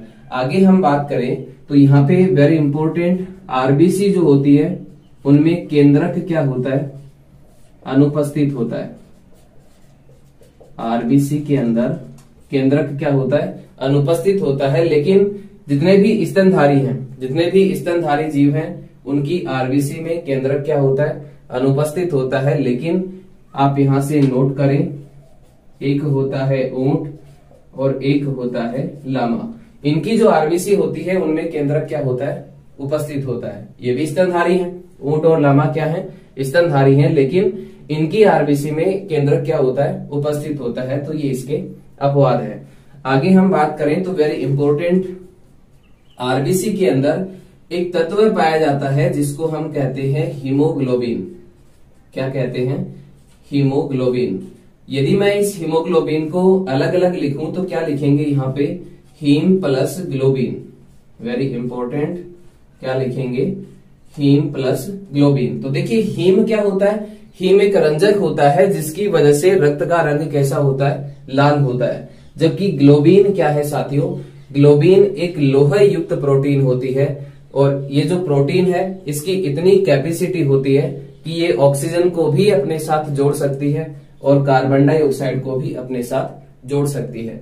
यानी कि याद रखें, हीम जो होता है वो एक रंजक होता है जिसकी वजह से रक्त का रंग कैसा होता है, लाल होता है। जबकि ग्लोबिन क्या है, एक लोह युक्त प्रोटीन जिसकी इतनी क्षमता होती है कि ऑक्सीजन और कार्बन डाइऑक्साइड दोनों से क्या कर सकता है, संयोग कर सकता है। और आपके शरीर में ऑक्सीजन और कार्बन डाइऑक्साइड का जो परिवहन होता है, ऑक्सीजन को प्रत्येक कोशिका में पहुंचाना और वहां से कार्बन डाइऑक्साइड को वापस लाने का जो कार्य है वो किसका होता है, आरबीसी यानी कि हीमोग्लोबिन का। और ग्लोबिन कैसी प्रोटीन है साथियों, एक लोह युक्त प्रोटीन है। इसका मतलब आपके आरबीसी में कौन सी धातु पाई जाती है, आयरन। कौन सी धातु पाई जाती है, आयरन। और ये किस रूप में होता है, फेरस के रूप में। याद रखना, तो आपके रक्त में कौन सी धातु पाई जाती है, आयरन पाई जाती है। और ये आयरन किस में उपस्थित होता है, हीमोग्लोबिन में। अब मान लीजिए आपके शरीर में हीमोग्लोबिन की कमी होती है तो इसका मतलब आपके शरीर में आरबीसी की कमी होगी। और आरबीसी की कमी होती है तो इसका मतलब आपके शरीर में रक्त की कमी होती है। और रक्त की कमी क्या कहलाती है साथियों? एनीमिया। क्या कहलाती है? एनीमिया। तो यहाँ पे आप नोट कर सकते हैं, आरबीसी की कमी से या फिर हीमोग्लोबिन की कमी से या फिर रक्त की कमी से कौन सा रोग होता है? एनीमिया रोग होता है। आगे हम बात करें डब्ल्यूबीसी की, तो नेक्स्ट देखिए साथियों, डब्ल्यूबीसी आप यहां से नोट कर सकते हैं। डब्ल्यूबीसी की हम बात करें तो इनकी फुल फॉर्म क्या होती है? डब्ल्यूबीसी की फुल फॉर्म होती है व्हाइट ब्लड करपसेल्स, यानी कि श्वेत रक्त कणिकाएं। डब्ल्यूबीसी को हम क्या कहते हैं? श्वेत रक्त कणिकाएं कहते हैं। इनके निर्माण की हम बात करें तो इनका निर्माण भी कहां पे होता है? अस्थि मज्जा में। डब्ल्यूबीसी का निर्माण कहां पे होता है? अस्थि मज्जा में। लेकिन इनकी जो मृत्यु होती है, इनकी जो मृत्यु है वो कहां पे होती है? ये रक्त में ही क्या होती है? इनकी मृत्यु हो जाती है। आगे हम बात करें इनके जीवन काल की, तो इनका जीवन काल जो है वो कितना होता है? 2 से 4 दिन इनका जीवन काल होता है। ये आपके शरीर में रोगाणुओं से लड़ने की क्षमता जो है वो प्रदान करती है। कौन? डब्ल्यूबीसी। डब्ल्यूबीसी का मुख्य कार्य क्या होता है? आपके शरीर में प्रवेश करने वाले जो रोगाणु होते हैं उनसे लड़ने का जो कार्य है वो किसका होता है? डब्ल्यूबीसी का। और इसीलिए इसे मानव शरीर का क्या कहा जाता है? प्रतिरक्षा तंत्र। क्या कहते हैं? प्रतिरक्षा तंत्र। इनका मुख्य कार्य क्या होता है? रोगाणुओं से शरीर की रक्षा करना डब्ल्यूबीसी का मुख्य कार्य होता है, और इसी कारण से इसे क्या कहा जाता है? प्रतिरक्षा तंत्र कहा जाता है। आगे हम बात करें ब्लड प्लेटलेट्स की, रक्त बिंबाणु की, तो रक्त बिंबाणु जो है साथियों, इनका निर्माण भी कहां पे होता है? अस्थि मज्जा में होता है। और इनकी जो मृत्यु है वो कहां पे होती है? प्लीहा के अंदर। इनकी मृत्यु कहां पे होती है? प्लीहा में। और इनका जो जीवन काल है वो कितना होता है? 2 से 5 दिन। रक्त बिंबाणु की हम बात करें तो इनका जो मुख्य कार्य होता है रक्त बिंबाणु का, इनका मुख्य कार्य क्या होता है? आपके शरीर में रक्त का थक्का बनाने में सहायता करना मुख्य कार्य होता है किसका? रक्त बिंबाणु का। आगे हम बात करें, सेकेंड जो पार्ट है आपका रक्त परिसंचरण तंत्र का, वो है साथियों हृदय। लेकिन हृदय को पढ़ने से पहले हम रक्त वाहिनियों को पढ़ेंगे। और रक्त वाहिनियां जो है वो कितने प्रकार की होती हैं? 2 प्रकार की होती हैं। एक होता है आपका धमनिया, आप यहां से नोट करते जाएं। एक होती है धमनी और एक होती है सिरा। Very important. एक होती है धमनी और एक होती है सिराएं। तो इनको हम समझते हैं कि धमनियां किसे कहेंगे और सिराएं किसे कहेंगे। तो मान लीजिए ये आपका हृदय है, और हृदय कहाँ पे स्थित होता है? आपके वक्ष गुहा के अंदर। ये जो वक्ष गुहा है, वक्ष गुहा के अंदर जो आपके दोनों फेफड़े होते हैं, उन फेफड़ों के बीच में थोड़ा सा बाईं तरफ आपका हृदय क्या होता है? स्थित होता है। लगभग आपके शरीर के बीच में स्थित होता है आपका हृदय। तो यहाँ पे देखिए, आपके शरीर से हृदय में रक्त ले जाने वाली जो वाहिनियां होती हैं उनको क्या कहा जाता है? सिराएं कहा जाता है। सिराएं किसे कहेंगे अपन? आपके शरीर से किसमें रक्त ले जाने वाली? शरीर से हृदय में रक्त ले जाने वाली जो वाहिनियां हैं वो क्या कहलाती हैं? सिराएं कहलाती हैं। और सिराओं में कैसा रक्त होता है? डीऑक्सीजनेटेड, यानी कि अशुद्ध रुधिर। कैसा रक्त होता है? अशुद्ध रुधिर, इम्प्योर ब्लड होता है। आगे हम बात करें धमनियों की, तो धमनियां किसे कहेंगे? ऐसी रक्त वाहिनियां जो आपके हृदय से किधर रक्त ले जाएं? शरीर की ओर। तो हृदय से शरीर की ओर रक्त ले जाने वाली जो वाहिनियां हैं वो क्या कहलाती हैं? धमनियां कहलाती हैं। और धमनियों में रक्त कैसा होता है? ऑक्सीजन युक्त, यानी कि शुद्ध रुधिर।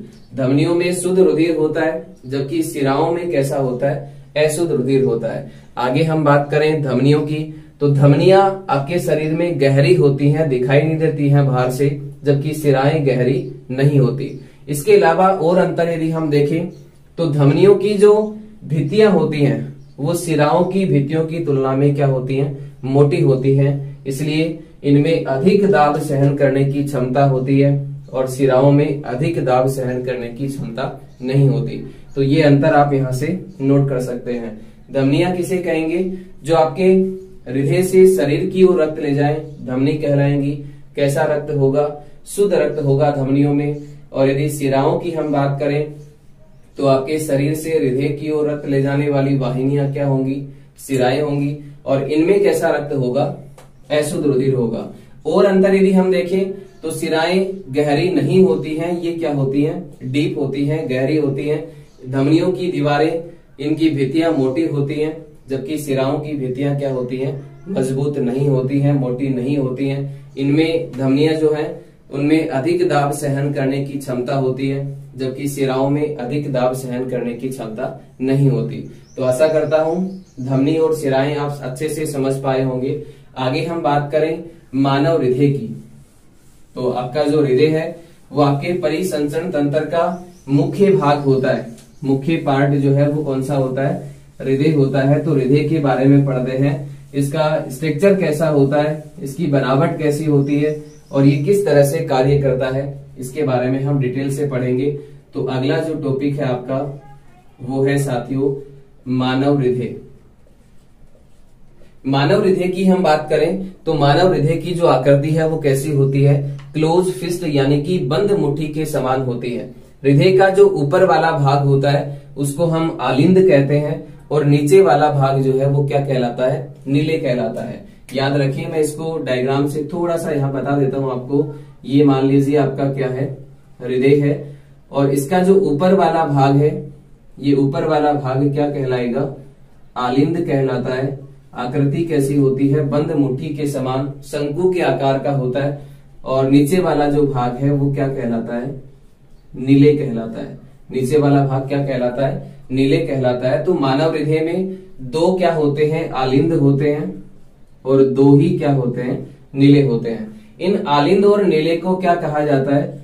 चेम्बर कहा जाता है। क्या कहते हैं? चेम्बर या फिर कोष्ठक या फिर क्या कहते हैं इनको? कक्ष भी कहते हैं। क्या कहते हैं? कक्ष। तो कितने मानव हृदय में यदि हम चेम्बर की बात करें, कक्ष की बात करें या कोष्ठक की बात करें तो मानव हृदय में कितने चेम्बर होते हैं? 4 चेम्बर होते हैं। 2 आलिंद होते हैं, 2 क्या होते हैं? नीले होते हैं। तो यह आपको अच्छे से क्लियर हो गया होगा कि मानव हृदय की आकृति क्लोज फिस्ट यानी कि बंद मुट्ठी के समान होती है। ऊपर वाले भाग को आलिंद कहते हैं और नीचे वाले भाग को नीले कहते हैं। 2 आलिंद ऊपर होते हैं, 2 नीले नीचे होते हैं। आगे हम बात करें हृदय की तो आपका जो हृदय है वो विशेष प्रकार की मसल्स का बना होता है, मांसपेशियों का बना होता है। और उन मांसपेशियों को हम क्या कहते हैं? Cardiac muscles. क्या कहते हैं? कार्डियक मांसपेशियां।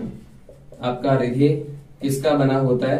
कार्डियक मांसपेशियों का बना होता है। और हृदय का जो अध्ययन होता है वो क्या कहलाता है? कार्डियोलॉजी। हृदय का अध्ययन क्या कहलाता है? कार्डियोलॉजी कहलाता है। आगे हम बात करें हृदय के वजन की तो हृदय का जो वजन है साथियों वो क्या होता है?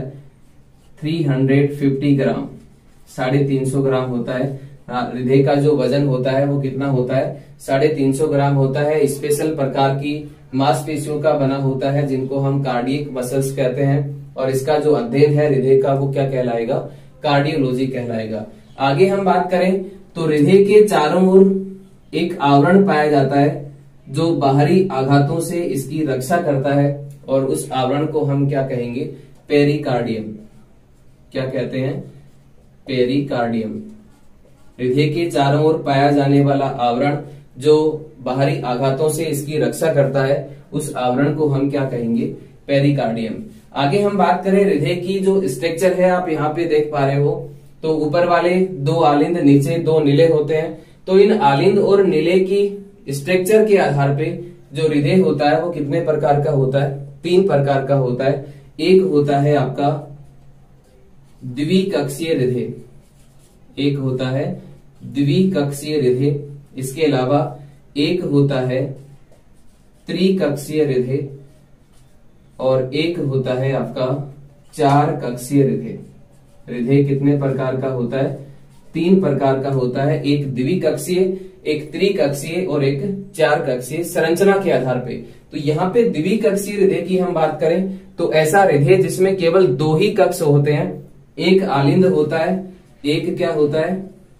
आलिंद होता है और एक ही क्या होता है? नीले होता है तो ऐसे हृदय को हम क्या कहेंगे, द्विकक्षीय हृदय कहेंगे। और ऐसे हृदय की जो रक्त प्रणाली होती है वो कैसी होती है, एकल परिसंचरण प्रणाली।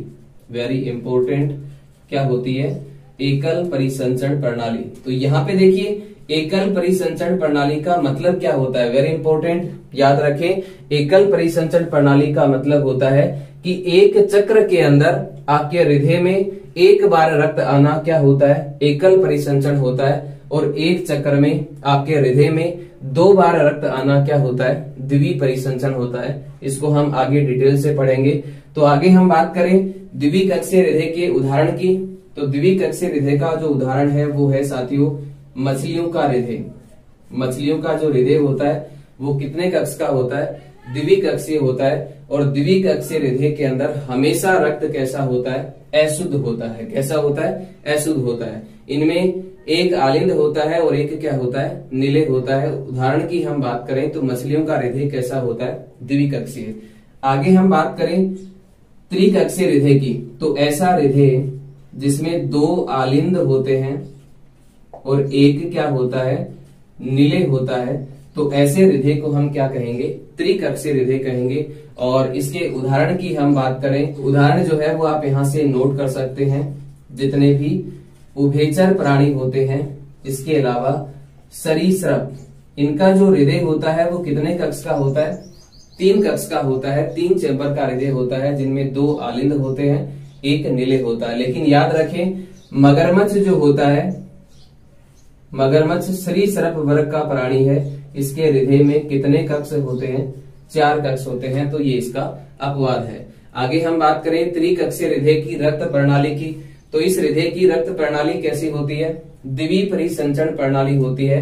त्रिकक्षीय हृदय में एक संपूर्ण चक्र के अंदर आपके हृदय में 2 बार रक्त आता है, इसलिए इसकी रक्त प्रणाली कैसी है, द्विपरिसंचरण प्रणाली है। आगे हम बात करें 4 कक्षीय हृदय की। तो ऐसा हृदय जिसमें 2 आलिंद होते हैं और 2 ही क्या होते हैं, नीले होते हैं। तो ऐसे हृदय को हम क्या कहेंगे, 4 कक्षीय हृदय कहेंगे। और 4 कक्षीय हृदय जो है वो किन में पाया जाता है, तो ये पाया जाता है साथियों जितने भी स्तनधारी हैं, इसके अलावा पक्षी वर्ग, जितने भी पक्षी हैं, इनका हृदय कितने कक्ष का होता है, 4 कक्ष का होता है, जिनमें 2 आलिंद होते हैं और 2 ही क्या होते हैं, नीले होते हैं। आगे हम बात करें हृदय की कार्य प्रणाली की। तो देखिए हृदय किस तरह से कार्य करता है, किस तरह से आपका हृदय कार्य करता है, उसको हम यहाँ पे डिटेल से समझते हैं। तो देखिए साथियों, मान लीजिए ये आपका हृदय है और आपके हृदय में कितने चैम्बर होते हैं, 4 चैम्बर होते हैं। ऊपर वाले पार्ट को हम क्या कहते हैं, आलिंद कहते हैं। तो ये जो पार्ट है आपका ये क्या है, आलिंद। तो इसको हम कहेंगे, इसको हम कहेंगे बायां आलिंद। क्या कहते हैं, बायां आलिंद। और इसको हम कहेंगे दायां आलिंद। क्या कहेंगे, दायां आलिंद। नीचे वाला जो पार्ट है वो क्या कहलाता है, नीले कहलाता है। तो इसको हम कहेंगे दायां नीले, दायां नीले। और इसको हम क्या कहेंगे, बायां नीले। क्या कहेंगे, बायां नीले। अब यहाँ पे देखिए सबसे पहले सिरा के माध्यम से अशुद्ध रक्त जो है वो कहाँ पे आता है, दाएं आलिंद के अंदर। मैंने अभी आपको बताया कि आपके शरीर से हृदय की ओर रक्त ले जाने वाली जो वाहिनियां हैं वो क्या कहलाती हैं, सिराएं कहलाती हैं। और सिराओं में रक्त कैसा होता है, इम्प्योर ब्लड होता है, अशुद्ध रक्त होता है। तो सबसे पहले अशुद्ध रुधिर, अशुद्ध रुधिर यानी कि CO2 युक्त रुधिर जो है वो आपके दाहिने आलिंद में आता है। और जैसे ही आपका दायां आलिंद पूरा भर जाएगा, कंप्लीटली फिल हो जाएगा, तो यहाँ पे एक वॉल होता है। इस वॉल को हम कहते हैं त्रिवलनी कपाट। क्या कहते हैं, त्रिवलनी कपाट। अभी हम पढ़ेंगे कि वॉल का क्या कार्य होता है। तो देखिए जैसे ही आपका दायां आलिंद रक्त से पूरा भर जाएगा तो ये वाल क्या होगा, ओपन होगा, वाल खुलेगा। और साउंड कैसी आएगी, लब की साउंड आएगी। कैसी ध्वनि उत्पन्न होगी, लब की। और सारा जो रक्त है आपका वो किस में चला जाएगा, आपके दाएं नीले में। अब बात करें हम वाल्व की। तो देखिए वाल्व का क्या कार्य होता है। इसका मुख्य कार्य होता है जो आपके आलिंद होते हैं, आलिंदों से रक्त को किसमें भेजना, नीले के अंदर। लेकिन ये वाल आपके नीले से वापस रक्त को आलिंद में जाने से रोकता है। ये कार्य किसका होता है, वाल का होता है। अब जैसे ही रक्त आपका दाएं आलिंद में आया, दाएं आलिंद से कहां पे आता है, आपके दाएं नीले में। फिर दाएं नीले जब कंप्लीटली फिल हो जाएगा, पूरा भर जाएगा, तो यहां से रक्त निकल करके कहां पे जाता है, आपके लंग्स के अंदर। कहां पे जाता है, आपके जो फेफड़े होते हैं उन फेफड़ों में जाता है। और अभी हमने पढ़ा कि आपके हृदय से शरीर की ओर रक्त ले जाने वाली जो वाहिनियां होती हैं उनको हम क्या कहते हैं, धमनियां कहते हैं। और धमनियों में रक्त कैसा होता है, शुद्ध होता है। लेकिन इसमें रक्त कैसा है, अशुद्ध है। तो ये अपवाद है, इसको हम क्या कहते हैं, पल्मोनरी धमनी। क्या कहते हैं साथियों, पल्मोनरी धमनी। और पल्मोनरी धमनी में कैसा रक्त होता है, अशुद्ध रक्त होता है। आप यहां से नोट कर सकते हैं कैसा रक्त होता है, CO2 युक्त, यानी कि अशुद्ध रक्त होता है। आपके दाएं नीले से आपके फेफड़ों में रक्त ले जाने वाली जो वाहिनी है वो क्या होगी, पल्मोनरी धमनी होगी। और रक्त कैसा होगा, अशुद्ध होगा। अब जैसे ही आपका रक्त आपके फेफड़ों में आएगा, ऑक्सीजन का दबाव वहां पे ज्यादा होगा, जिससे आपका रक्त जो है, आपके रक्त में जो हीमोग्लोबिन है आरबीसी में, वो ऑक्सीजन को अपने साथ क्या करती है, जोड़ लेती है। और आपका जो रक्त है वो क्या हो गया, शुद्ध हो गया, क्योंकि उसमें फेफड़ों में क्या मिल जाती है, ऑक्सीजन मिल जाती है। और ये शुद्ध रक्त, अब रक्त क्या हो गया, आपका शुद्ध हो गया। और ये शुद्ध रक्त जो है सिरा के माध्यम से, आपके शरीर से हृदय की ओर रक्त ले जाने वाली वाहिनियां क्या होती हैं, सिराएं होती हैं। और सिराओं में रक्त कैसा होता है, शुद्ध होता, अशुद्ध होता है। लेकिन इसमें रक्त कैसा है, शुद्ध रक्त है। तो ये अपवाद है, इसको हम क्या कहेंगे, पल्मोनरी सिरा। क्या कहते हैं, पल्मोनरी सिरा, जो कि आपके फेफड़ों से बाएं आलिंद में रक्त ले जाती है, क्या कहलाती है, पल्मोनरी सिरा कहलाती है। जिसमें रक्त कैसा होता है, शुद्ध रक्त होता है। लेकिन सिराओं में कैसा होता है, अभी अशुद्ध होता है। तो ये इसका अपवाद है। तो यहाँ पे देखिए, आपके दाएं नीले में रक्त आया, उसके बाद आपके दाएं आलिंद में रक्त आया, उसके बाद दाएं नीले में, और फिर दाएं नीले से पल्मोनरी धमनी के माध्यम से आपके फेफड़ों में रक्त आता है। फेफड़ों में रक्त में क्या मिली, ऑक्सीजन मिली, आपका रक्त क्या हो गया, शुद्ध हो गया। और ये शुद्ध रक्त पल्मोनरी सिरा के माध्यम से आपके बाएं आलिंद में प्रवेश करता है। और जैसे ही बाएं आलिंद में आएगा, जब ये बायां आलिंद कंप्लीटली फिल होगा, पूरा भर जाएगा, तो ये वाल यहाँ पे दबाव बनेगा। और दबाव बनने की वजह से ये वाल क्या होगा, ओपन होगा, खुलेगा। और वाल ओपन होगा तो साउंड कैसी आएगी, लब की। और जब ये बंद होते हैं तो साउंड कैसी आती है, डब की। तो सारा रक्त कहाँ पे आ गया, आपके बाएं नीले के अंदर। अब बाएं नीले से, बायां नीले जब पूरा भर जाएगा तो बाएं नीले से रक्त जो है निकल के कहां पे जाएगा, आपकी एरोटा में, यानी कि महाधमनी में। और महाधमनी से बहुत सारी क्या निकलती हैं, धमनियां निकलती हैं। और इन धमनियों के माध्यम से इनको, इस शुद्ध रक्त को आपके शरीर में भेज दिया जाता है। और वापस से जब कार्बन डाइऑक्साइड बनती है ग्लूकोज के विखंडन के दौरान, तो वापस से रक्त जो है वो आपका इम्प्योर हो जाता है, अशुद्ध हो जाता है, और वापस आपके हृदय में वापस आता है। तो ये एक पूरा चक्र हो गया। ये क्या हो गया साथियों, एक पूरा साइकिल हो गया। और इस पूरे चक्र में आपके हृदय में 2 बार रक्त आता है, एक बार ये और एक बार ये। तो आपकी जो रक्त प्रणाली है वो कैसी है, द्विपरिसंचरण प्रणाली है। मानव की जो रक्त प्रणाली है वो कैसी है, द्विपरिसंचरण प्रणाली है। याद रखें, कैसी प्रणाली है, द्विपरिसंचरण प्रणाली। इसके अलावा हम बात करें तो देखिए, ये आपके हृदय का दायां भाग होता है, ये आपके हृदय का बायां भाग है। तो आपके हृदय के दाएं भाग में जो रक्त होता है वो कैसा होता है, अशुद्ध होता है। जबकि बाएं भाग में रक्त कैसा होता है, शुद्ध होता है। इसके अलावा बात करें हम आलिंदों की, तो देखिए आलिंदों का मुख्य कार्य क्या होता है। ये आपके आलिंद हैं, ऊपर वाले भाग को हम क्या कहते हैं, आलिंद कहते हैं। आलिंदों का मुख्य कार्य होता है अशुद्ध और शुद्ध रुधिर को अलग रखना। ये आपका अशुद्ध रुधिर और ये आपका कैसा रुधिर है, शुद्ध रुधिर। तो आलिंदों का मुख्य कार्य क्या हो गया, शुद्ध और अशुद्ध रुधिर को अलग अलग रखना, ये कार्य किसका होता है? आपके आलिंदों का होता है। बात करें हम नीले की, तो देखिए ऊपर वाला भाग जो होता है हृदय का वो चौड़ा होता है और नीचे वाला भाग क्या होता है? पतला होता है। नीले की हम बात करें तो नीले का मुख्य कार्य होता है आपके शरीर में रक्त को पंप करना। रक्त को पंप करने का जो काम है, पंप करने का जो काम है वो किसका होता है? नीले का होता है। इसलिए याद रखें, जो नीले की भित्तियां होती हैं, दीवारें होती हैं, वो आलिंदों की तुलना में क्या होती हैं? मजबूत होती हैं। किनकी भित्तियां? नीले की भित्तियां। तो याद रखिए साथियों, आपके आलिंदों का मुख्य कार्य शुद्ध और अशुद्ध रुधिर को अलग रखना, जबकि नीले का मुख्य कार्य क्या होता है? संपूर्ण शरीर के अंदर रक्त को पंप करना। ये मुख्य कार्य किसका होता है? नीले का। इसीलिए नीले की जो भित्तियां होती हैं वो आलिंदों की तुलना में क्या होती हैं? आगे हम बात करें वाल की, तो देखिए वाल का मुख्य कार्य होता है आपके आलिंदों से रक्त को किसमें भेजना? नीले के अंदर। और लेकिन नीले से वापस रक्त को जाने से रोकते हैं किसमें? आलिंद के अंदर। आज की इस क्लास में हम पढ़ेंगे उत्सर्जन तंत्र। मानव में जो उत्सर्जन है वो किस तरह से होता है, कंप्लीट आज की इस क्लास में हम इसको पढ़ने वाले हैं। लेकिन इससे पहले हम देखेंगे कि जो पौधे होते हैं उनमें भोजन और जल का जो परिवहन है वो किस तरह से होता है। तो दोस्तों पौधों के अंदर हम बात करें तो पौधों के अंदर जल और जो भोजन का परिवहन है उसके लिए विशेष प्रकार के ऊतक पाए जाते हैं, जिनको हम जाइलम और फ्लोएम ऊतक कहते हैं। क्या कहते हैं? जाइलम ऊतक, और एक होता है आपका फ्लोएम ऊतक। अब बात करें हम जल की, तो देखिए पौधे जो होते हैं उनमें जल का जो परिवहन है वो किसके थ्रू होता है? तो आप यहाँ से नोट कर सकते हैं, पौधों की जो जड़ें होती हैं उनसे जमीन के द्वारा जल को क्या किया जाता है? अवशोषित किया जाता है, और अवशोषित करके उसको पौधे की पत्तियों तक पहुंचाया जाता है। तो जल का जो परिवहन होता है आपकी जड़ों से लेकर के पत्तियों तक, वो किसके द्वारा होता है?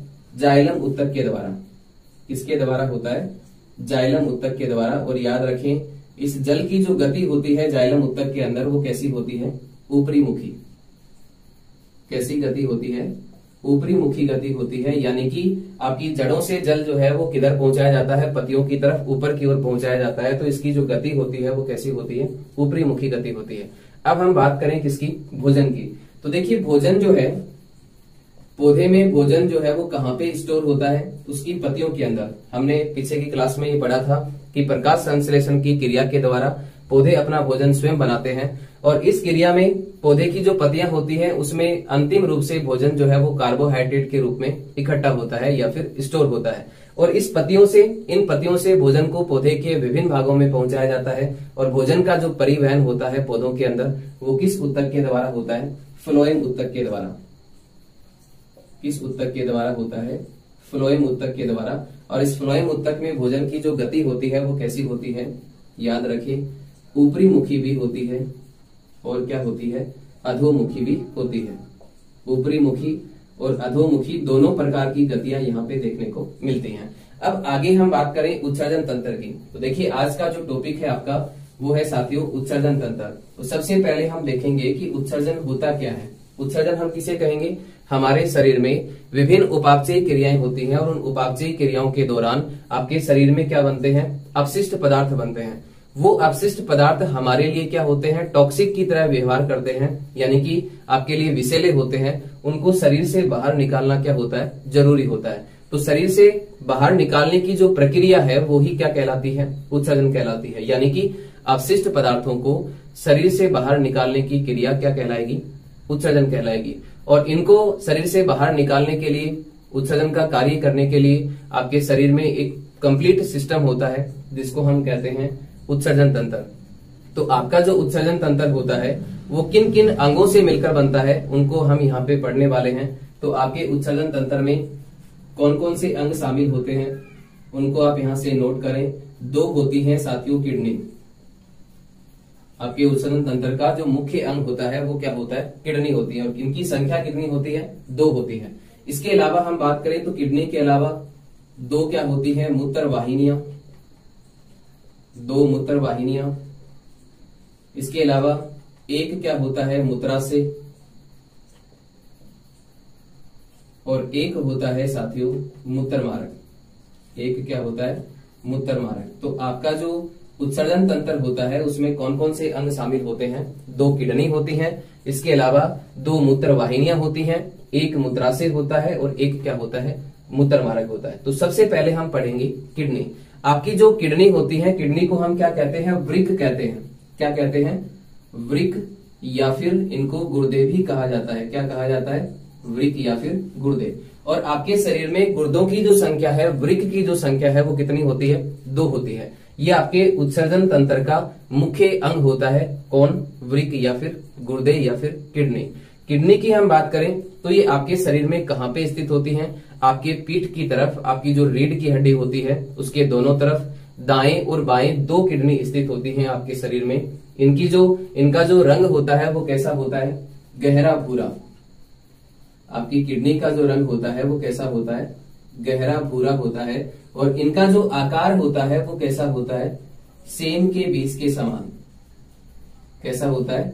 सेम के बीज के समान इनका आकार होता है। अब बात करें हम किडनियों की, तो किडनी का मुख्य कार्य क्या होता है? किडनी का मुख्य कार्य होता है आपके शरीर में जो रक्त होता है उस रक्त को फिल्टर करने का कार्य जो होता है वो किसका होता है? किडनी का होता है, यानी कि वृक्क का होता है। तो किडनी का मुख्य कार्य क्या हो गया? रक्त को फिल्टर करना। किडनी का मुख्य कार्य क्या होता है? रक्त को फिल्टर करना, यानी कि निस्पंदित करना। फिल्टर करना या फिर निस्पंदित करना, ये कार्य होता है किसका? आपकी किडनी का। अब आगे हम बात करें किडनी की, तो किडनी बनी किससे होती है? तो देखिए, आपकी जो किडनी होती है वो कई लाख उत्सर्जन इकाइयों से मिलकर बनी होती है, और उन उत्सर्जन इकाइयों को हम कहेंगे नेफ्रॉन या फिर वृक्काणु। क्या कहते हैं? नेफ्रॉन या फिर वृक्काणु। आप यहां से नोट करते जाएं।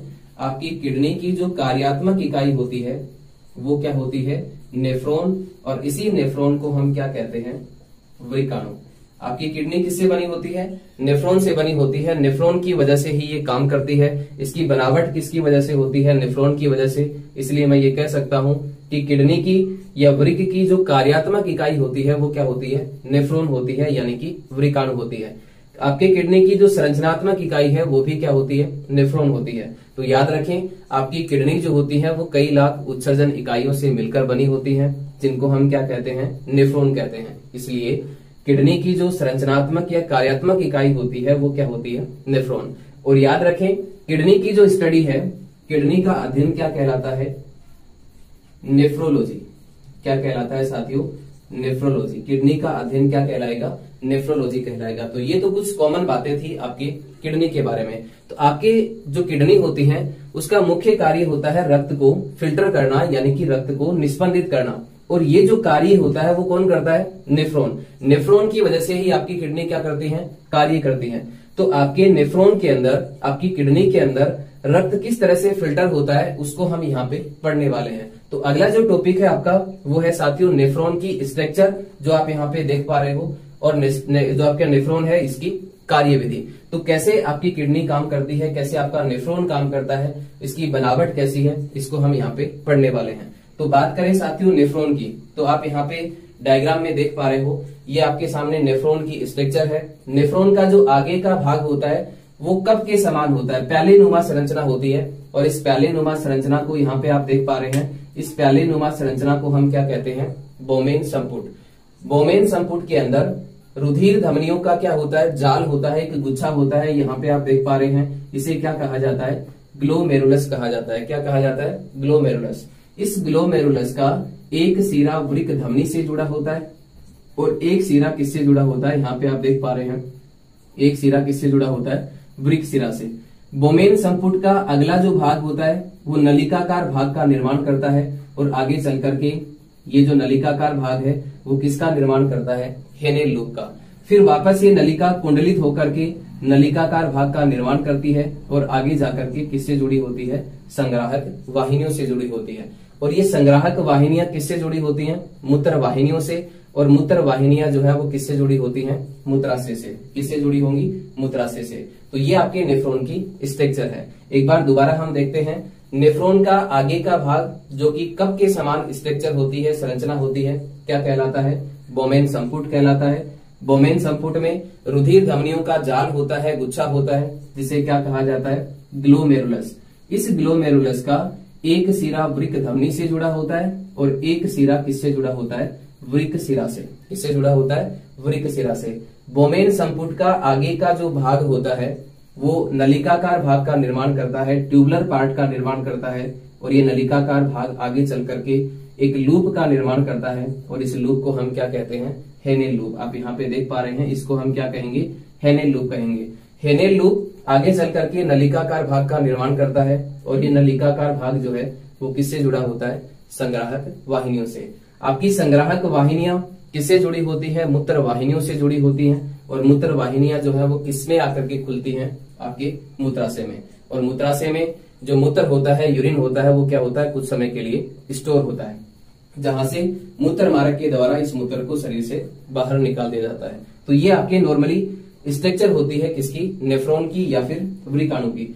अब हम बात करें कि ये कैसे कार्य करता है, तो देखिए साथियों, सबसे पहले अशुद्ध रुधिर जो होता है, सबसे पहले अशुद्ध रक्त जो होता है वो आपकी वृक्क धमनी के माध्यम से आपके बोमेन संपुट में क्या करता है? प्रवेश करता है। और बोमेन संपुट में क्या होता है?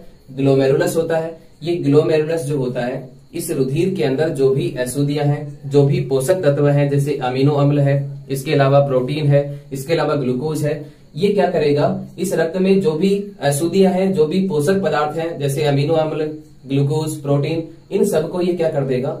फिल्टर कर देगा, यानी कि छान देगा। कौन कर देगा? आपका ग्लोमेरुलस। जैसे ही वृक्क धमनी के माध्यम से आपका अशुद्ध रुधिर कहाँ पे प्रवेश करता है? बोमेन संपुट के अंदर। तो बोमेन संपुट में क्या होता है? ग्लोमेरुलस होता है, और ये ग्लोमेरुलस इस रुधिर में जो भी पोषक तत्व थे, जो भी अशुद्धियां थी, सबको इसने क्या कर दिया? फिल्टर कर दिया। अब यहाँ पे आपका जो रक्त है फिल्टर होने के बाद वो कहाँ पे प्रवेश करता है? वृक्क सिरा के अंदर। कहाँ पे आएगा? वृक्क सिरा के अंदर। जबकि आपकी जो अशुद्धियां हैं और जो पोषक तत्व हैं वो कहाँ पे आते हैं? इस नलिकाकार भाग के अंदर। और ये नलिकाकार भाग इस अशुद्धियों और पोषक तत्वों में से पोषक तत्वों को, जैसे कि ग्लूकोज, अमीनो अम्ल, इसके अलावा प्रोटीन, इनको तो क्या कर लेगा? अवशोषित कर लेगा, और आपकी जो अशुद्धियां होती हैं उनको आगे क्या करेगा? आगे पास कर देगा। किसके अंदर? आपकी संग्राहक वाहिनियों में। अब यहाँ पे अवशोषित करके जो अशुद्धियां हैं, इनको अवशोषित करके वापस किस में मिला दिया जाता है? आपके रक्त में मिला दिया जाता है, और ये आपका शुद्ध रक्त जो है वो वृक्क सिरा के माध्यम से आपकी किडनी से, आपके वृक्क से बाहर निकलता है। जबकि अशुद्धियां जो है वो कहाँ पे आती हैं? संग्राहक वाहिनियों में आती हैं। यहाँ पे जल की मात्रा के साथ इन अशुद्धियों को क्या कर दिया जाता है? मूत्र वाहिनियों के द्वारा कहाँ पे भेज दिया जाता है? मूत्राशय में। और मूत्राशय में ये कुछ समय के लिए स्टोर होती हैं, इकट्ठा होती हैं। उसके बाद मूत्र मार्ग के द्वारा इन्हें शरीर से बाहर निकाल दिया जाता है। तो ये आपकी प्रोसेस है किसकी? आपके रक्त के फिल्टर होने की और यूरिन के या फिर मूत्र के निर्माण की। तो मूत्र का जो निर्माण होता है वो कहाँ पे होता है? संग्राहक वाहिनियों में। एक बार दोबारा से हम इसको देखते हैं। सबसे पहले अशुद्ध रक्त जो है वो कहाँ पे आएगा?